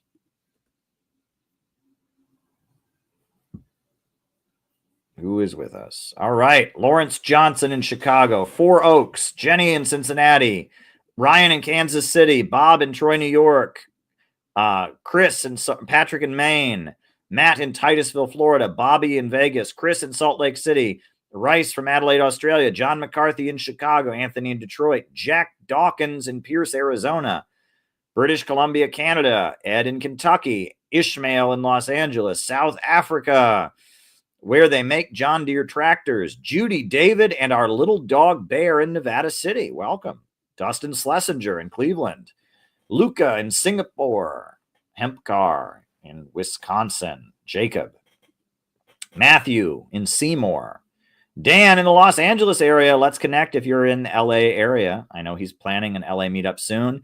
JT24 in Mississippi. Philip High in Brooklyn is so excited about January 20th. So am I. Ellie in Chicago. Shout out to you, Ellie, a beloved member of our community. Very dedicated. Names and locations. Names and locations. Who is with us here tonight? Names and locations. Names and locations. Who is with us? Who is with us? Names and locations. Who is with us tonight? Names and locations. Names and locations. Jeff in Delaware. Welcome, Jeff. Good to have you with us. You know, there you go. There you go. All righty. Now, I see that we have a number of Rumble rants. And then we also have a super chat about a topic I was going to get to anyway. So you all know that I am a big supporter of the Uhuru movement. That, you know, I have been to Florida. I was in the courtroom for their trial. Oh, Gabby in Chicago. Joe in Durham, North Carolina. Very good. You all know that I'm a big supporter of the Uhuru movement. Now, right now, the FBI is doing crazy shit to them. And I don't know if you saw, but they have a bakery. And it's not even like Chairman O'Malley. It's just people that are part of their organization have set up a bakery in St. Louis, Florida. And so because of their views, their anti-imperialist perspective, there has been a request to pull the license of their bakery and prevent their bakery from operating. It's absolutely outrageous. Not because they're following the law. They're serving healthy food at the bakery. They're not violating the law, but they pulled the license of their bakery for political reasons. So they just had a press conference about it. All right, we're live. Uhuru. My name is Makeda Aitanik Baraka. I spent a number of years right here in the community on the north side of St. Louis. And I just want you all to know, I am a small business owner. I own a massage business called Hands by Simply Soothing. Most recently, Conversation Piece, which is an initiative to help people reconnect through the power of heartfelt human communication. I would like to say that I have been a longtime supporter of the African People's Education and Defense Fund and the Black Power Blueprint from day one, since the murder of Mike Brown on August 9th, 2014. Right now, we would like to welcome all who have come out today to this important press conference to discuss some important issues that the African People's Education and Defense Fund, APEDF, is hoping to resolve with the city government of St. Louis to be able to open this bakery behind us and cafe for this community in College Hill on the north side of St. Louis. This is part of our overall program for Black community economic development right here in North St. Louis. We ask that any media and speakers sign in with our media representative, Ruby Gittleson over here to get a press packet. All other guest speakers, we ask that you check in with Ikinge Mele right here. And please hold your questions until the end of the press conference, at which time we will be glad to address them. Right now, I am honored to welcome up APEDF Board President Onozine Yeshitela, who will lay out these important issues. Welcome, and a big uhuru to President Onozine Yeshitela. Uhuru. Uhuru. My name is Onozine Yeshitela, and I'm the board president for the African People's Education and Defense Fund, and I'm also the architect of the Black Power Blueprint. I want to really just say thank you to the media who has come out and just sharing this live with us today. And I also want to thank the community who came out to support us as well. APDF is a tax-exempt nonprofit organization carrying out our mission here in St. Louis through the Black Power Blueprint. We have acquired and renovated properties for projects and programs to feed, clothe, and house ourselves. A key part of our mission is to defend the human and civil rights of the African community. The existence of APDF is a response to the general conditions of colonialism that we face as a people. As the Uhuru Movement founder, Chairman Omali Ishitela, said on Thursday, November 7th, in light of Tuesday's elections results, our fear is not Trump. Our fear is colonialism. Colonialism is the foreign domination of a nation or people at the social, political, economic expense of a dominated nation or people. Research has shown that 17-year gap in life expectancy between the South Side and the North Side in St. Louis that illustrates this condition. Many of you have already seen the profound rebuilding of St. Louis at APDF expense. We have demolished buildings in our community that have been pushed into a state of decay, demoralizing our people and denying our children an opportunity to easily imagine a future of happiness and success. We have created economic institutions to bring food and jobs into the food desert that we have created by a history of unjust public policies. APDF is bringing life-generating programs that will overturn these conditions of colonialism that resulted in enough Black children dying in the first year of their life to fill 12 kindergarten classrooms each year. I stood before you on May 26, 2023, a little over a year ago, because LRA, Neil Richardson, and Lance Knuckles tried to rescind properties that we were awarded to APDF through their new process, claiming they stand for economic justice, focus on our historically disenfranchised and disinvested community, the North Side. We thought this was going to be a new era that would make LRA properties available to benefit the Black community residents and small businesses. Well, we know that didn't happen. During the last 7 years, APDF and the Black Power Blueprint has been trying to improve the North Side community. We have faced roadblocks the entire way.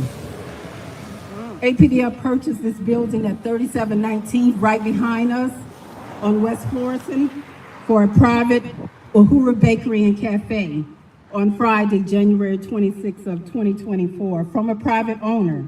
Since that time, APDF has been working fiercely to get all the processes in place to open, producing architectural plans and, to the city, which it doesn't matter. We spend $5,000 on architectural plans, but they don't care.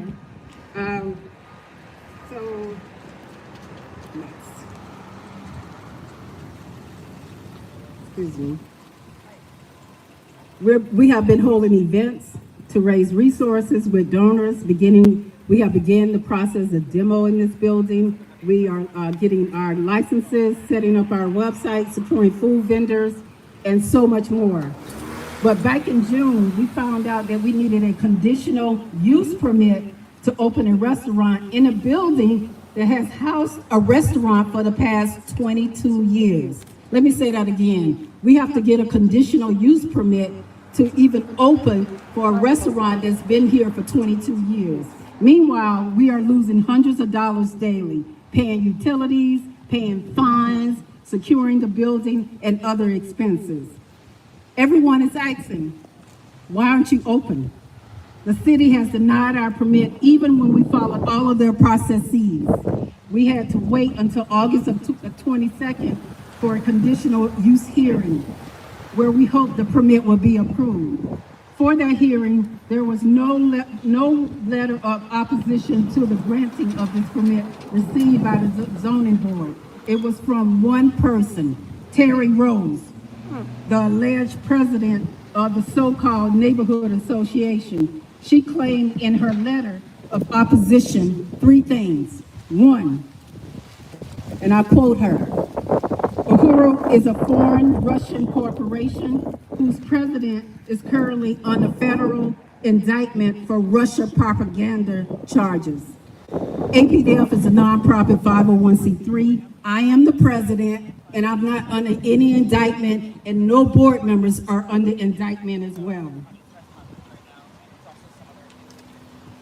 Number 2 is what she's claiming, is that, and I quote her from the letter that she sent, College Hill is not an entirely African community.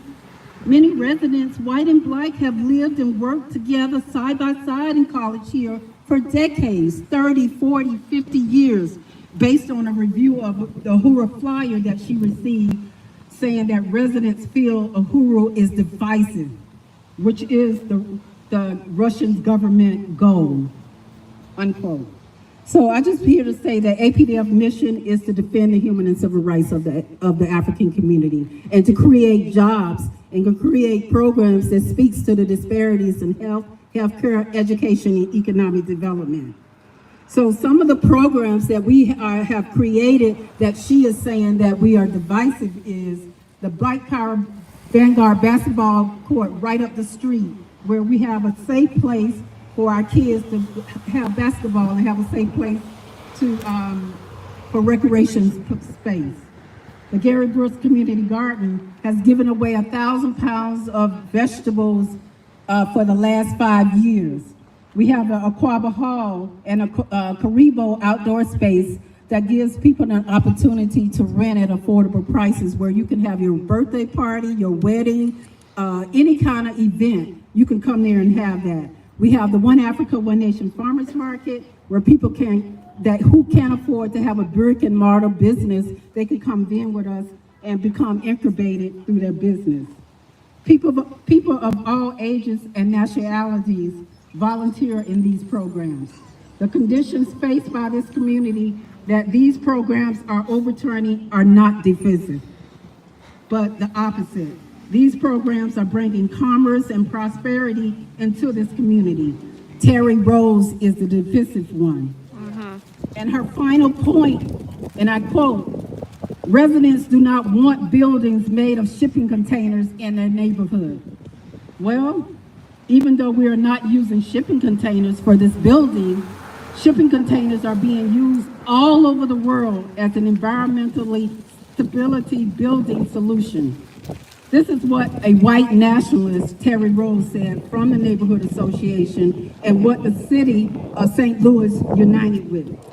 The denial was an arbitrary decision made by Sandra Long, who is the zoning planning examiner, and rubber stamped by the president of the Board of Public Service, Richard T. Bradley.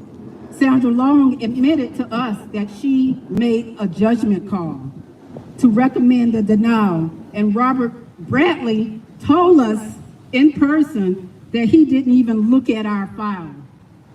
There was no public meeting for this to happen. No one from the city contacted APDF or did any research to find out if Terry Rose allegations were founded. In fact, none of these are true, and this is just slander and libel. Terry Rose's letter of opposition was a sole opposing position in the hearing. 14 community members were present and spoke in favor of the bakery. In preparation for this hearing, we also went door to door and got hundreds of supportive signatures, so many people and local businesses said yes to the bakery and yes to good food. And on the north side, businesses on the south side also signed letters of support, saying that they want to end the Delmar divide and support the right of Black businesses and community to have access to good food and to build their businesses. The zoning board disregarded all of the 223 signatures from individuals, the 114 business letters, and the 14 people who made public statements during the hearing. Yeah, so basically, the government of St. Louis is blocking a Black socialist group from opening a bakery for no reason. They're just blocking their permit because they say, oh, they're linked to Russia. They're going to divide people. It's just absolutely disgraceful what they're doing. And the St. Louis Dispatch, which is a newspaper in St. Louis, they ran stories about this that played up the idea that these are dangerous Russian actors and that, that misrepresent the details of the case. Now, the African People's Socialist Party is asking people to call up the St. Louis Dispatch and and complain about their coverage. And I did that today. I called them up and I said, I'm a journalist. I reported from the United Nations, and it's absolutely disgraceful. And they're calling on people to call up the St. Louis Dispatch and call on them to cover the case accurately. That's what they're calling on them to do. And I think that is correct. Call up the St. Louis Dispatch and give them a piece of your mind. I think that needs to be done. So if you get a chance, I would call them up, right? Call up Roland Kloss, and she's the head of the department that wrote slanderous things to try and justify the case. Give Roland Kloss a call. It's a man, Roland Kloss. Give him a call and tell him about how angry you are about this news reporting that's justifying the blocking of the license of a socialist African business. It's absolutely outrageous. They should have the right to run their business. So there we go. I just wanted to share that with everybody. So now I'm going to do the Rumble rants, and then I'll answer super chats. So here we go. All right. The first Rumble rant we've got. Hempcar says, do you think as BRICS become more powerful that war crimes will be charged against Bush, Rice, and Cheney? Do you think transitional justice could happen here, or we will just become a dictatorship? Well, look, I don't believe in an international criminal court. The International Criminal Court is not a legit institution, right? There is the International Court of Justice, which countries can sue other countries for violating their sovereignty. But the International Criminal Court, where people can be locked up, it's not legit, right? The ICC, I do not believe in it. I used to work for Ramsey Clark, the former U.S. Attorney General. He talked about it. It is not legit at all. And the ICC will go after Israel every so often. It'll criticize the United States every so often to maintain its credibility. But every single leader they have ever convicted has been an African. Every single one. Now, prior to that, they had the International Criminal Tribunal on Yugoslavia, but the actual ICC has only ever convicted African leaders. And it is not a legit institution. So I do not believe that any international criminal prosecution of leaders is legitimate, right? You can't do that. You can't set up a world court and imprison people. That's just not how the world works, right? So that's my position on that question. Next question. The cynic is the best friend of tyrants. I would agree with that, right? If you don't think there's anything that can be done, the tyrants will get away with it. Look, it's hard to keep going. It's hard. You face persecution. You face setbacks and rejection. I'm trying to set up our event in Washington, D.C. today. I was on the phone today. I faced some rejection today, but I'm going to keep going. And we're figuring it out. We're figuring out how we can be there to do Peace MAGA outreach at the inauguration to support Trump and Tulsi Gabbard, but also raise our agenda in D.C. on January 20th. I'm figuring it out and, trying to arrange certain things. And I face some setbacks. You got to keep going. And if you just sit back and you become a cynic and you become old man yells at cloud, that lets them get away with it. Right? You have to take the risk of throwing your hat into the ring and stepping up to take challenges. And it's not easy. Penny Arcos says Canada, China, France, India, Indonesia, Japan, Korea, and the United Kingdom have requested bilateral meetings with Sheinbaum, she's the president of Mexico, in Rio de Janeiro. She may join Lula's global alliance against hunger and poverty. Well, I'm disappointed by Lula lately. I mean, Lula, when he blocked Venezuela from joining the BRICS, I was not happy about that. I really wasn't happy about that. But, Lula is certainly better than his predecessor. I was not a big fan of Bolsonaro. And Lula did a lot of good things when he was first in office. I think I like the president of Mexico, Claudia Sheinbaum. She's doing a good job so far, and she seems to be taking good stances. So there we go. Thank you for calling the St. Louis Dispatch to demand they retract their slander of the Uhuru Bakery. And I did that. I tweeted about it, and I encourage others to call them up. I really do, because, I mean, it's absolutely outrageous that they're running interference for violating, right? Whatever happened to the free market, right? You can start a business, right? They followed the rules and all of that, and just based on who they are and the political beliefs of their organization, they're trying to say that, and to be honest, it's not Chairman O'Malley who's trying to start the bakery. It's a woman who lives in St. Louis, right? She just happens to be in Chairman O'Malley's organization. That would be the equivalent of, a Catholic opening a business. And then they say, oh, well, based on something the Pope said, you're loyal to, we think the Pope is a foreign government, so you can't open a business here. Well, no, you as a Roman Catholic have the right to open your business, right? I mean, and Chairman O'Malley is not the one who opened this business. It's a woman who lives in St. Louis who just happens to be part of his socialist group. And on that basis, they're trying to bar this bakery from being open. It's absolutely criminal what they're doing. Absolutely criminal. Jesus was the only personality born in the Middle East fighting against monarchism, slavery, injustice, slave trade, exploitation. He was a revolutionary. I agree with everything you said there, except for the only part. I think there were others in the Middle East who did fight against, these things. But yes, Jesus was a revolutionary. Jesus, stood up to the rich and powerful. He was amazing in many, many ways. He was the Son of God, and he was the savior of humanity. I think Jesus is someone we should all look up to. I hope that, I don't want to preach religion at you all too much, but yes, I would look into the words of Jesus. Go get yourself a Bible where they have the words of Jesus in red and read what the man said, right? Don't get caught up in the events that are described. Get yourself a New Testament where the words of Jesus are in red and read them. Just read them for yourself.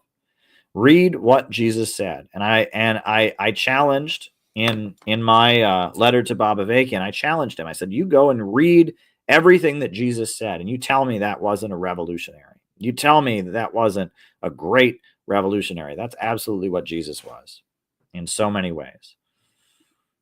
Crazy how the world was relieved that Trump won. Yeah, well, the whole world was relieved that Trump won. I was relieved that Trump won, but we're supposed to be having a meltdown. We're all going to die and go to prison camps or whatever. I mean, it's sad how much the mainstream media lies. Trump winning, I'm not saying he's going to be perfect. I'm not excited about Marco Rubio, but I do think that we're in a much better position with Trump winning than we would have been with Kamala. Have faith on science, secularity, democracy, humanity, materialism, green energy, and green business. Believe in innovation, growth, prosperity, profitability, prosperity, and proficiency. Well, I'm going to take issue, Anway, with have faith in science, because science, by definition, you're not supposed to have faith in, right? Science is supposed to be falsifiable and questionable, right? You're supposed to be able to question it. You're supposed to not have faith in anything. But as far as, innovation, growth, all of that, I'm on board with you on all of that. So there we go. Fight injustice, slavery, exploitation, and illiteracy. I'm with you. I oppose those things. More power to you. Have you ever interacted with the young Republicans in New York City? They are very anti-establishment, very MAGA. Trump loves them. SPLC hates them. Well, I haven't. I do know that, what's his name? The Proud Boy guy spoke at the at the Republican Party of New York City event. And he was like what's his name? The comedian, the Vice magazine comedian guy, Gavin McInnes spoke. And there was like a scuffle with Antifa, at that event. I also know that, I think there's kind of like a right-wing organization, that was formed, that was at the Medicare for All marches. A couple of their people were there, and they were like the New York City Populist Committee or something like that. And they were right wingers who supported Medicare for All. I can't remember. I don't know if their group is around anymore or not, but they were friendly to CPI. They were friendly to us. We met them at one event, and we just talked to them. And I mean, I don't know. I don't really have much to do with, I haven't really done much with the Republicans in New York City, but maybe we should, right? Maybe that's the next step. Maybe I need to go make some friends in Republican circles. New York City Republicans are an interesting bunch. I will say a lot of them are, hardcore Zionists. You have the Jewish Defense League. They're always out there waving, flags supporting Trump, and they're crazy, extreme Zionists full of hate. And so it's complicated, but, I'm open to, I'll work with anybody. And maybe these New York City Republicans are, I don't know. Yeah, I'm open to it. I'm open to anything. I am at the point where I just want to change the world, and I want to do what's right, and we need to rescue our country. So there we go. And I'm headed to Florida to stand with Uhuru. We're going to have an exciting drop next week. Keep your eye out for it. We're working really hard to make sure it's the best. And sometimes, it's worth waiting for things to make sure that they're very good. So keep your eye out for our exciting drop next week. I'll be back tomorrow. I'll be streaming on here tomorrow. Don't worry. Yeah, be in touch, everybody. All right. I'm going to say good night for now. We'll put on the closing music. Yeah,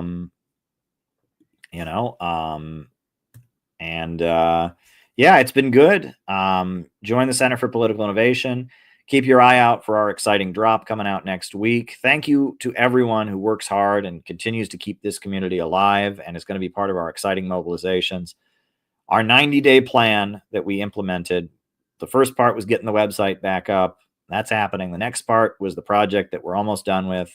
And a lot of great things are happening in the next 90 days. So dare to struggle, dare to win, and keep July 12th, 2025, our upcoming national convention. Keep that in mind. New upsurge in the struggle against U.S. imperialism is now emerging throughout the world. Ever since World War II, U.S. imperialism and its followers have been continuously launching wars of aggression. But the people of various countries have been continuously waging revolutionary wars to defeat their aggression. And while the danger of a new world war still exists, and the people of all countries must get prepared, revolution is the main trend in the world today.